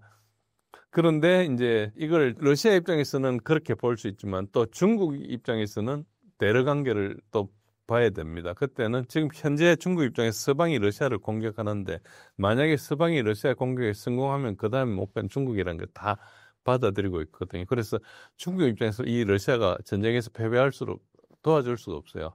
근데 직접 개입하면 세계대전으로 비화되기 때문에 현재 중국은 세계대전 할 국력이 못 된다고 보는 거예요. 그래서 전쟁을 피하려고 하는 것이고 중국은 러시아는 무너지면 안 되고 하니까 중국은 직접적인 전쟁 물자보다는 공급망을 지원해주고 경제 교류하고 외교적으로 지원해주고 있죠. 무기를 주고 있지는 않습니다.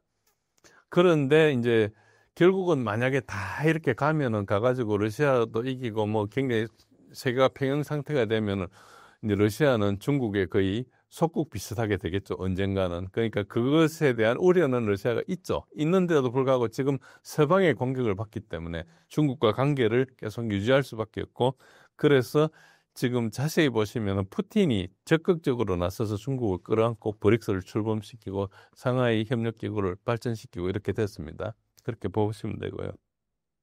그래서 이제 실제로 이 정신적인 가이드, 이데올로기는 푸틴이 지금 주도를 하고 있죠. 그리고 푸틴이 그런 지금 지도력을 좀 가지고 있어요. 지금 현재 푸틴이 어떤 그걸로.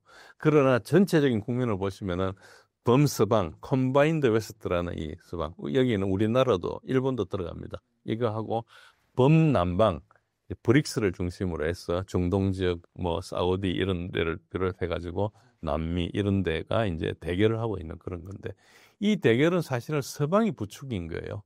그래서 영국이 이제 건권 세력을 가지고 있고 유럽과 미국한테 이제 계속 미국은 군사력을 가지고 있으니까 이걸 가지고 이야기를 하고 있죠. 유럽은 사실은 지금 이제 다 드러났죠. 최근 3년간. 유럽은 주권이 없는 미국의 속국이에요. 그걸 이해하지 못하시면은 유럽이 굉장히 독자적인 걸 가지고 있는 걸 이해하시면 안 되고 그 속국을 만드는 게 영국이 주도를 했다. 그래서 영국이 조정자를 하고 있고 미국이 이제 영국에 의해서 힘을 휘두르고 거기에 유럽이 복종하고 이런 관계가 있는데 지금 트럼프가 들어서서 이 관계를 끊으려 하는 거고 유럽은 계속 복종시키려 하고 그러니까 트럼프 욕심이 많죠. 영국 영향을 제한하려 하면서 유럽은 가지려 하는 이런 과정이 있는 거죠. 내면을 들여다보면은 이게 사실 국가 간의 문제가 아니에요. 금융 카르텔이 주도하고 있습니다. 우리가 로스차일드는 잘 알지만 블랙락이 이번에 전쟁에서 돈을 엄청 벌었거든요. 그러니까 방산회사 회사들을 자기 펀드가 다 가지고 있으니까 이스라엘 전쟁하면서 벌죠. 그러니까 이 돈 버는 데는 따로 있습니다. 나라들은 피폐하지만은 돈 버는 데는 따로 있죠. 그래서 이 돈 김에 계속 번다고 해서 계속 전쟁을 부추기고 있는 거죠. 그렇고 자세히 보시면 유럽을 주도한 세력은 독일입니다. 벨기에에 있는 EU의 의사결정자들 전부 다 독일인이에요. 왜 독일인을 세웠겠어요? 독일이 전쟁할 수 있는 덩치를 가지고 있거든요. 경험도 있고 나라가 있으니까. 그래서 이 영국에 있는 금융 카르텔이 이제 독일한테 힘을 실어주는 거죠. 그래서 그 우르슐라 폰데라이언이라든지 뭐 이 다 독일 사람들이 잡고 있어요. 그리고 지금 아시다시피 독일의 총리 프레드 메르츠는 블랙락 출신이에요. 예. 그리고 우리 프랑스 마크론 대통령이 누굽니까? 로스차일드 돈 만졌던 사람이에요. 캐나다 총리가 누굽니까? 지금 다 이 금융권에서 그 조지 소로스나 로스차일드 돈 만지는 애들이 지금 정권을 잡고 있어요. 이걸 모르시면은 국가로 보시면 이해가 안 되는 게 되게 많습니다. 국민들 죽든 말든 얘네들이 지금 잡고 있어요. 그래서 브릭스라는 게 경제블락이 아니에요. 처음에 대화 창구로 왔는데 그게 이제 경제블락으로 지금 성장 중에 있어요. 그게 왜 그러니까 대러 제재 때문에 그렇습니다. 서방이 과도하게 제재를 했죠. 일단 러시아를 스위프트에 차단을 했고 외환을 동결하고 3천억 불 있는 외환을 동결했죠. 그리고 그걸 또 그 이자를 탈취해가지고 우크라이나에 주고 그랬죠. 그러니까 어떻게 되는 거니까 이게 스위프트망을 통해서 외환을 거래할 수 없게 되니까 경제 행위를 못 하지 않습니까? 뭘 사면은 결제 대금을 주고 받을 수 없으니까. 그래서 이제 자국 화폐로 거래를 하기로 한 거예요, 브릭스들이. 그러니까 달러를 안 쓰고 쓰는 거죠. 그래서 달러는 어째 보면 스위프트 차단에 대한 피해예요.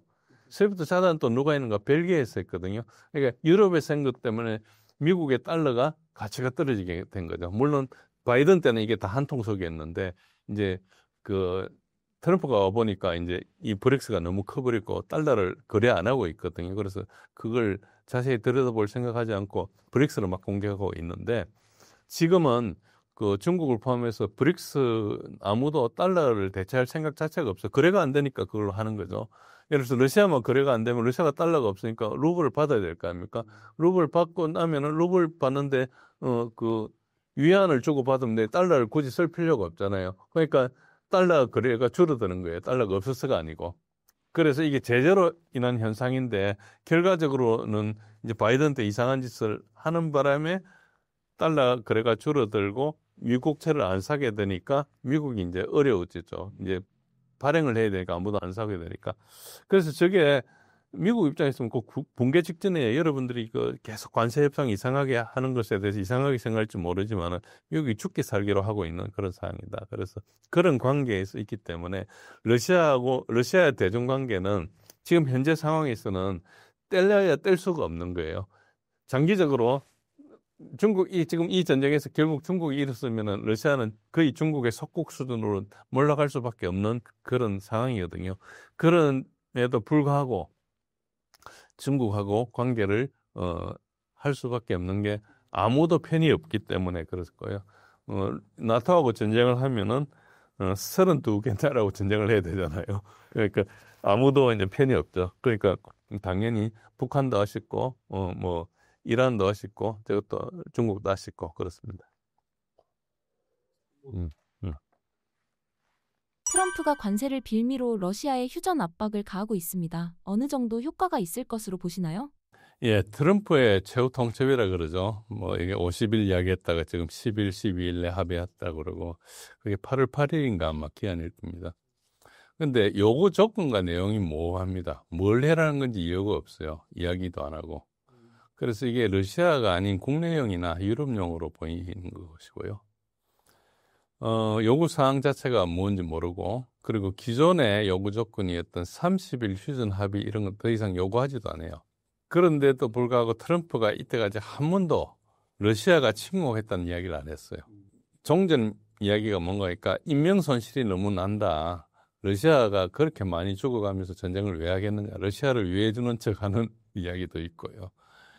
그런데 이제 어쨌든 트럼프는 러우전 종전 뭐 24시간 내에 종전하겠다 이 플랫폼으로 그 대통령 선거에 당선됐거든요. 그러니까 이제 그 종전을 해야 되는 압박은 이제 트럼프가 가지고 있는 거죠.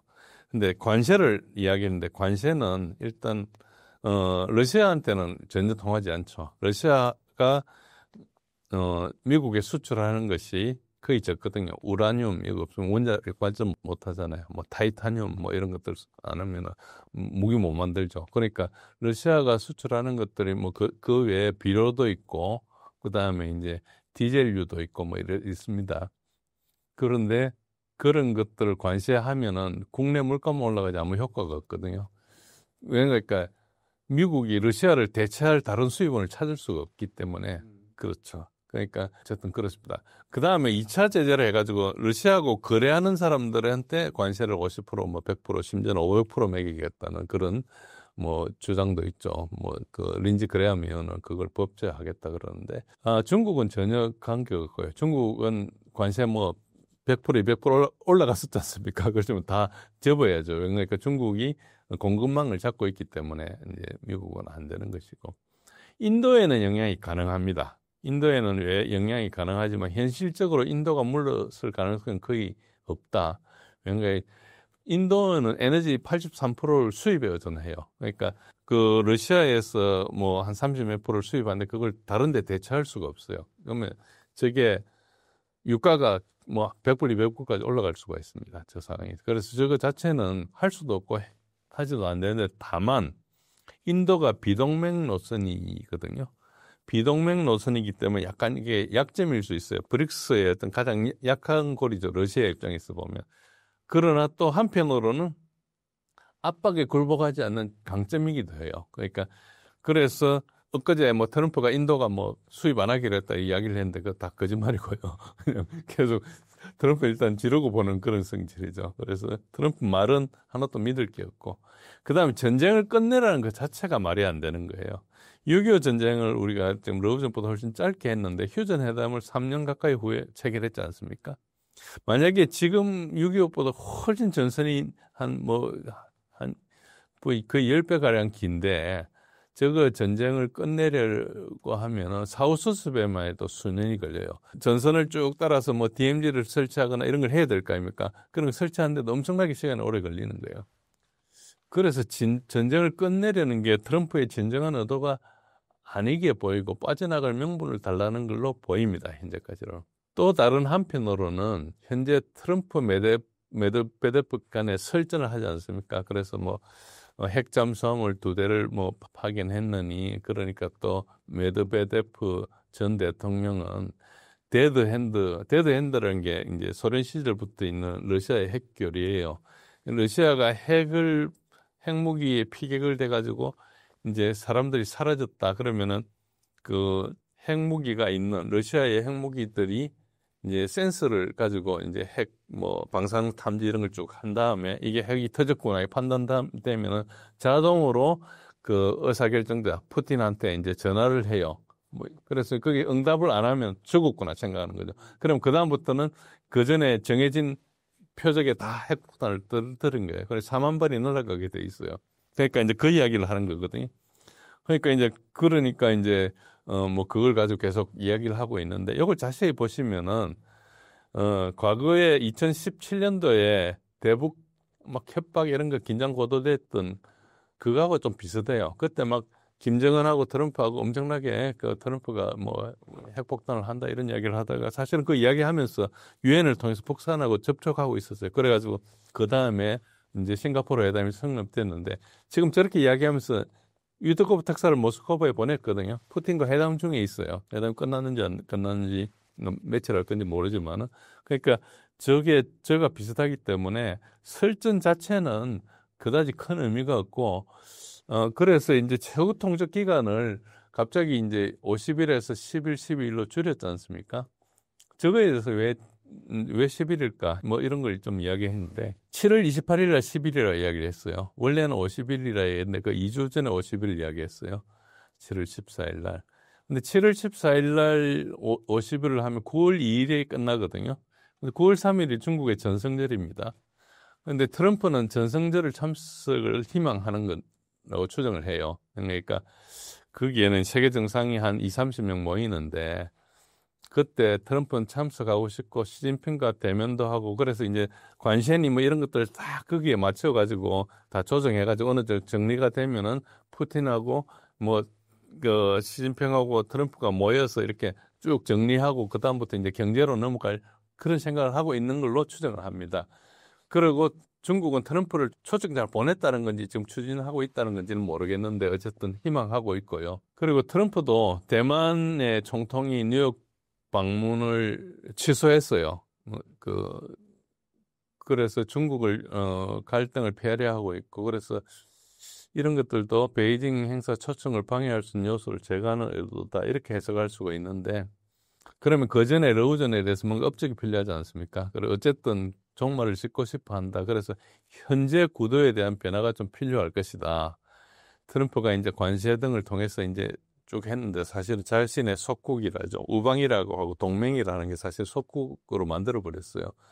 그리고 브릭스에서는 노골적으로 반발하고 결국 한 게 자기 동맹들한테만 들었고 정작 대상이 된 브릭스는 아무도 안 들었고 있는 거죠. 그러니까 뭔가 이렇게 뭔가 필요해요, 지금. 근데 거기에 러시아가 딱 이제 버티고 있으니까 러시아하고 뭘 해야 되는데 어쨌든 그런 이야기를 하고 있고 만약에 전성절 3.1 참석이 곤란하면은 5월 9일 날 러시아 전성절이 있었지 않습니까? 그때는 서방과 남방이 이렇게 대립구도가 있었어요. 이게 이제 계속 지속되면은 트럼프가 그 다음에 대통령 하는 게 좀 부담스러울 거다. 이런 추측이 있습니다. 그런데 어떤 해결 책을 가지려는지는 모르겠어요. 어쨌든 그거는 이제 물밑에서 이야기를 하겠죠. 그렇지만 어쨌든 줄인 것은 이게 아닐까 이런 추측을 하고 있습니다. 대만을 둘러싼 미중 갈등이 점차 고도화되고 있습니다. 미국과 중국의 전력을 비교해 주신다면요? 예, 미국과 중국의 전력을 비교하는 건 상당히 어렵습니다. 우선 표면적인 것부터 하겠습니다. 가장 최신의 미국의 영국의 IISS에서 나온 자료입니다. 저거는 이제 유료 자료이기 때문에 좀 신빙성이 있을 거라 보는데 제가 8가지로 했습니다. 잘 안 보이겠지만은 맨 왼쪽 위에 있는 게 이제 병력이고요. 병력은 이제 중국이 좀 낮고 그 다음에 이제 항공모함입니다. 항공모함은 미국이 많고 그리고 이제 수상함이라 그러죠. 뭐 구축함이니 호위함이니 이런 것들은 거의 비슷한데 중국이 좀 대수가 많습니다. 그렇지만 미국께 조금 성능이 뛰어나다는 게 일반적인 생각이고요. 그리고 잠수함은 거의 비슷합니다. 그래도 잠수함 기술 수준은 미국이 나은 걸로 다 평가하고 있습니다. 그다음 밑에 내려와서 이제 전차인데 전차 대수는 이제 중국이 훨씬 많고 그다음에 이제 야포인데 야포도 중국이 훨씬 많죠. 지상군 자체가 규모가 크니까요. 그렇고 오른쪽에 그 밑에 가면 이제 전투기인데 전투기는 미국이 좀 많고 성능도 좀 뛰어나다고 알려져 있어요. 사실은 모르죠. 오른쪽 맨 밑에는 이제 위성인데 위성은 이제 중국이 뭐 상업 위성을 포함해서 한 300개, 그 미국은 상업용 위성, 군사 정찰 위성 다 포함해서 1000개 정도 되니까 당연히 위성은 미국이 앞서죠. 그렇지만은 이제 대략 이제 그런 걸 이야기했고 자세히 조금 더 보면은 지상군이나 규모나 이런 것들은 중국이 우세한데 대략적으로 중국은 방어에 좀 맞춰져 있다 이렇게 보시면 되고요. 미국은 항모나 5세대 전투기나 정밀 무기, 인공위성의 기술적 우위나 글로벌 투사 능력을 가지고 있다. 그리고 동맹 네트워크도 미국이 좀 낮다 이렇게 보고요. 중국은 지금 약간 규모나 기술면에 처지고 있지만은 R&D 투자 확대를 하고 있고 기술적으로 발전하고 있고 특히 미국이 GPS를 가지고 있는데 똑같이 영국도 베이두를 가지고 있거든요. 그리고 위성을 공격할 수 있는 우주 능력도 가지고 있습니다. 그래서 우주 능력 전반은 미국이 훨씬 낫지만은 중국이 상당히 올라가고 있다. 그렇게 보시면 되고 극초음속 미사일에 미국을 압도하고 있습니다. 그래서 항공모함으로 만약에 쳐들어온다면은 그 미사일에 대함 극초음속 미사일에 미군 항공모함이 다 떨어질 상황이죠. 그렇게 보고 엊그제 J-22 대한해협을 비행했는데 일본, 한국 모든 레이더 탐지 실패했죠. 스텔스 능력을 과시한 거예요. 그러면은 저 스텔스 능력 자체는 F-35나 F-22나 하는 우리 서방의 5세대보다 못지않다는 걸 보여준 거죠. 우리 소위 말해서 카디즈, 일본의 자디즈 안에 들어왔는데도 이제 몰랐으니까. 그리고 인도 파키스탄 분쟁에서 J-10EC 이제 수출용 J-10인데도 불구하고 조금 뭐 능력을 과시했죠. 사실은 조금 불공평한데 라팔한테 이겼다 그런데 사실 그런 건 아니고요. 결국은 어쨌든 다른 식으로 해가지고 이제 했지만은 현명하게 해가지고 했지만 어쨌든 그때 좀 능력도 보여줬고 거기서 발사한 공대공 미사일 P-15에 대해서도 상당히 어느 정도 능력을 보여줬죠. 근데 뭐 지금 지나고 봐서는 그게 엄청나게 좋은 건 아니라는 걸 밝혀졌는데 어쨌든 우리가 굉장히 중국 무기가 허접하다고 봤는데 그렇지는 않다는 것이고요. 중국의 약점은 뭔가 실전 경험이 없습니다. 미국만큼 싸우지 않았기 때문에 전력을 투사할 능력, 다른 나라에 가서 싸울 능력은 안 된다. 그러나 방어하는 데는 상당히 능력이 있다. 그리고 중국이 대만을 침공할 경우에 미국이 중국을 공격하는 그런 시나리오가 되면 미국이 불리할 거라고 보는 거죠. 반대로 중국이 미국을 가서 침공하는 시나리오는 당연히 중국이 불리하죠. 그래서 전반적으로 보면은 미국이 중국보다 우수하지만은 그게 우수한 게 태평양 한가운데서 만나 싸우면은 이제 미국이 이긴다는 뜻이고요. 이제 중국으로 오는 경우는 완전히 다르다. 그렇게 보시면 됩니다. 그래서 그렇고요. J10, J20 스텔스기 해봤던 거는 뉴스에서 보셨겠지만은 실제로 이렇게 통과했습니다. 그리고 이제 미중 갈등이 고조되는 것은 기본적으로는 미국이 중국의 부상을 견제하는 것이다. 그래서 미국은 스스로 일극체제 종말에 대한 두려움이 있어요. 미국 내에 어떤 입장 정리가 된 건 아닙니다. 그러니까 굉장히 두려워하고 있고 아직까지도 패권이 있을 때 이걸 유지하고자 하고 전쟁을 통해서 중국의 경제력을 좌절시키는 의도를 다분히 가지고 있다 이렇게 보시면 되고요. 그걸 공개적으로 이야기할 정도지 않습니까? 그리고 미 국방차관 엘브리지 콜비라는 분, 여러분들이 잘 아실지 모르지만 이분은 차관되기 전에 마라톤 이니셔티브라는 기관을 통해서 한 10개 정도의 논문을 썼습니다. 직접 저술한 것도 있고 공독으로 한 거 있는데 제가 그걸 다 읽어봤는데요. 다 미중 전쟁을 준비하고 있습니다.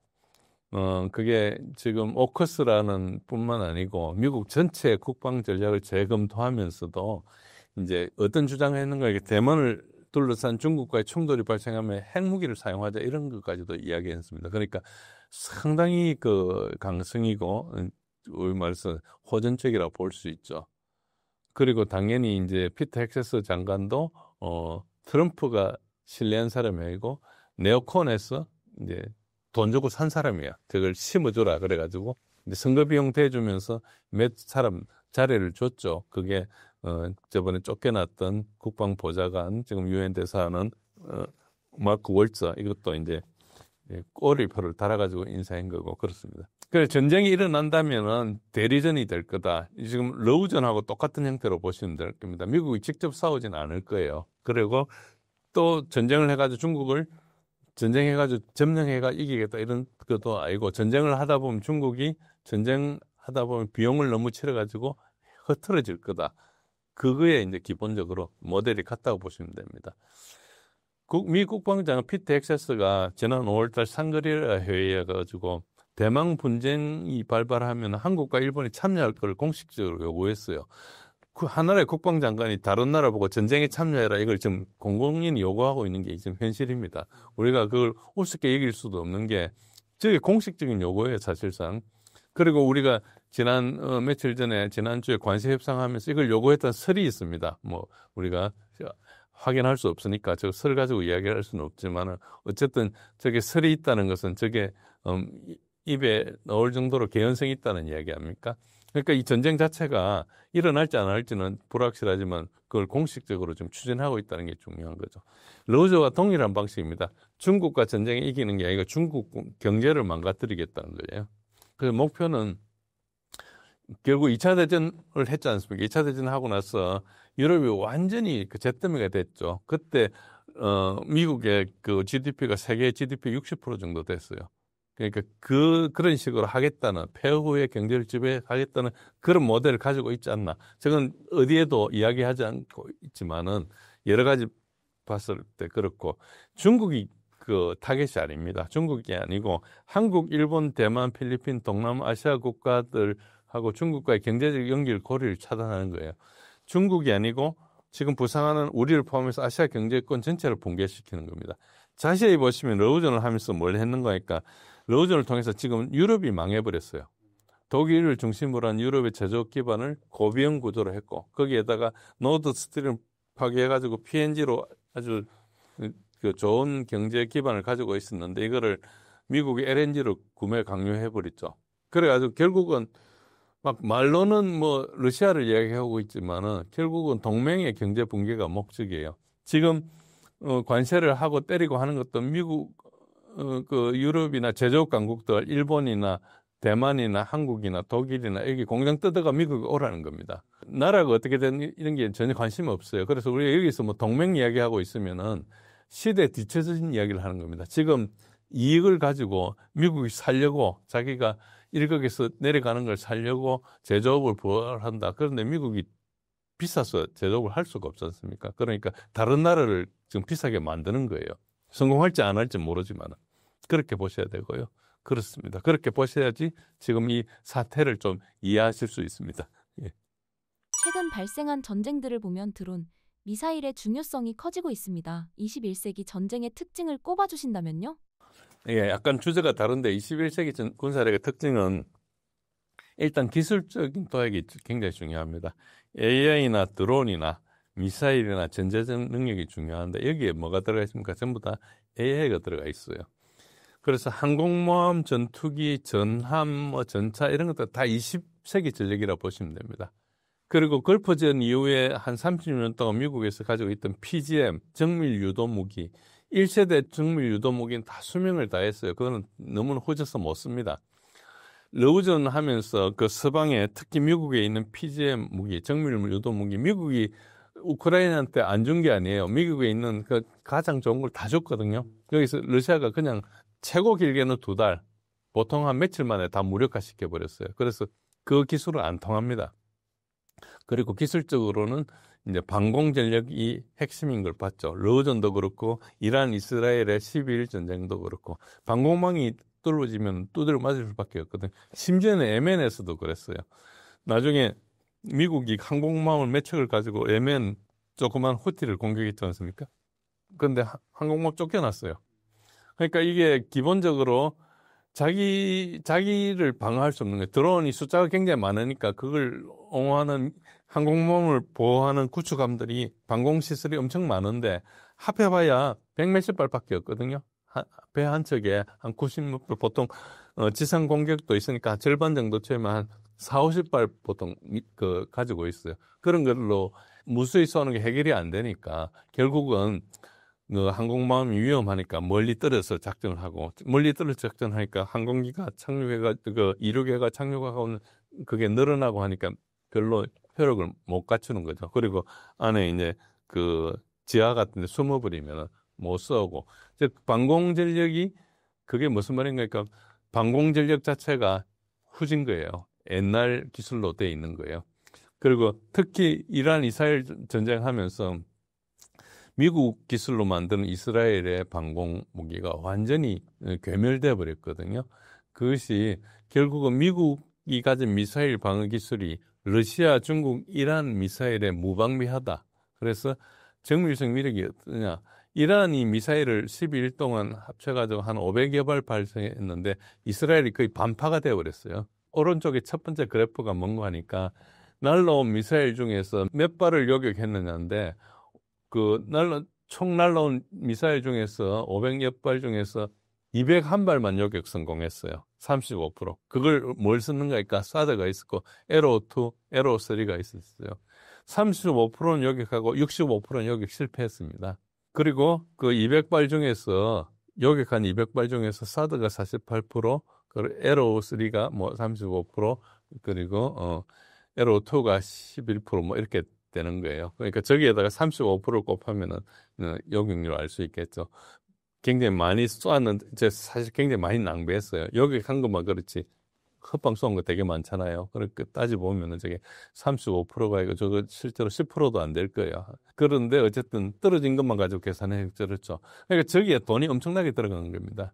그리고 더 놀라운 것은 패트리어트나 데이비슬링이나 아이언돔은 요격이 0%예요. 보고 자체를 안 하고 있습니다. 쏘는지 안 쏘는지도 몰라요. 근데 맞춘 건 하나도 없는 거죠, 최소한.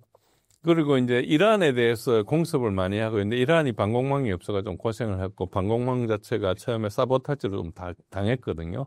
이제 모사드 이런 데서 와가지고 이제 다른 뭐 드론으로 때리고 이렇게 좀 당했는데 어쨌든 지금 이란이 러시아에 S-400을 도입하고 중국에 제이텐을 도입해가지고 다음 전쟁을 하면은 이란이 참패할 가능성이 되게 큽니다. 핵심이 방공이에요. 방공에서 러시아의 S-400이 사드나 에로나 이런 것들보다 훨씬 뛰어난 겁니다. 그렇게 보시면 되고요. 그래서 냉철하게 따지면은 미국이 러시아나 중국이나 이란과의 군비 경쟁에서 참패했다. 제도 능력에서 참패했고 기술적인 참패로 이어졌다. 그래서 미국과 러시아의 군사기술 전쟁에서 미국은 한두 세대 뒤졌다. 그래서 이 극복에는 최소한 30년이 필요하다. 이렇게 보셔야 돼요.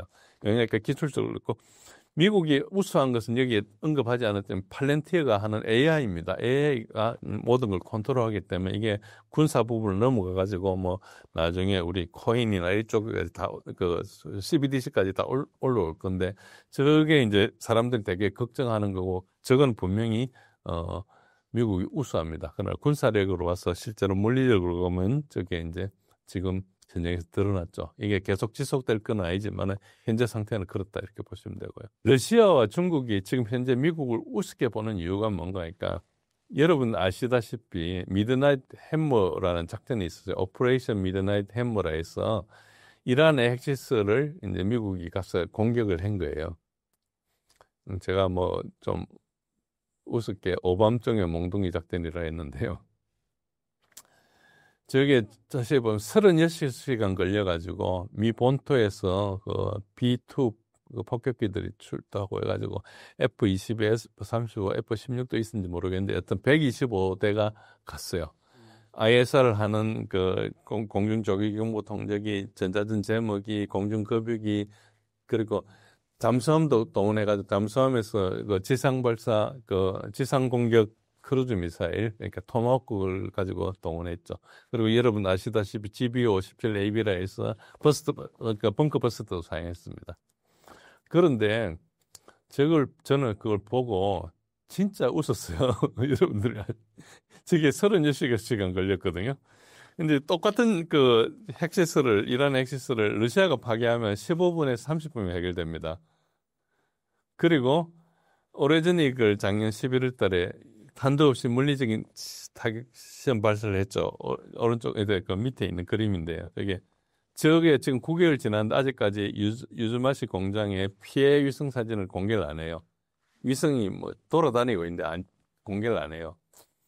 저게 엄청나게 피해를 입죠. 탄도도 없었어요. 그냥 물리적으로 때렸는데. 그 극초음속 미사일이죠. 그리고 저걸 이제 그 대량 생산해가지고 배치를 한다고 며칠 전에 푸틴을 했죠. 미국하고 똑같이 전략 폭격기를 가지고 뭐 TU 뭐 120 이런 걸 가지고 뭐 벙커 버스트를 가지고 이렇게 똑같이 한다면은 미국보다 러시아가 훨씬 못할 수 있겠죠. 공중급이 가지고. 그런데 임무를 달성하는 거, 이란의 핵시설을 저렇게 뚫는 걸 극초음속 미사일로 하면 금방 해결되거든요. 그러니까 결국은 뭐 날아가고 난리를 쳤는데 벙커버스터로 때린 거잖아요, 마지막에. 똑같은 거를 저게 오레제닉을 더 빨리 할 수 있고 그냥 방 안에 앉아서 할 수 있다.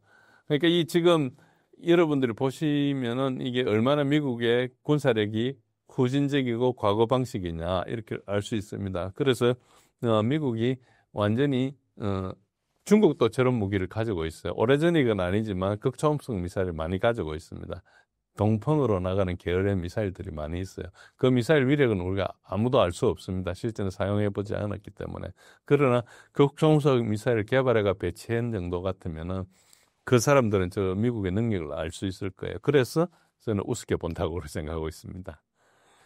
그리고 이제 지금 러우전에 관해서 미국 내 보수 진영이 어떤 목소리를 내고 있어요. 이게 오늘 올라온 이야기입니다.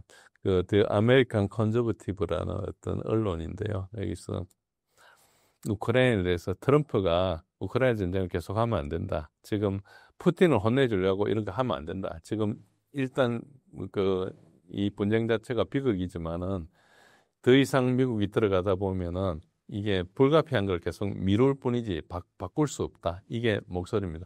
이게 지금 그래도 좀 과거 탓 안 하고 좀 점잖게 이야기하는 거고요. 저 같은 사람은 옛날에 2년 전에 끝난 전쟁을 계속 바이든이 끌어온 거예요. 그래가지고 우크라이나 사람 엄청 죽었거든요. 그러니까 이게 바꿀 수도 없어요. 그런데 인정을 못 하는 거죠. 미국이 군사력이 그렇게 허접한 거라 인정을 못 하는 거예요. 근데 그거는 뭐 국민들한테 그럴지 모르지만 대부분 알 수 있고 미국 그 대통령이 뭐 러시아가 많이 죽었다고 이야기하는데 대부분 가짜입니다. 그게 저번에 제가 한 말씀드린 적이 있는데 정보 실패입니다. 이 실상의 정보를 정확히 대통령한테 안 올리는 거예요. 그래서 그런 걸로 생각하시면 되고요. 전반적으로 지금 젤렌스키 이런 상황에 나와 있다 이렇게 보시면 됩니다. 신사임당 구독자분들께 한마디 부탁드립니다.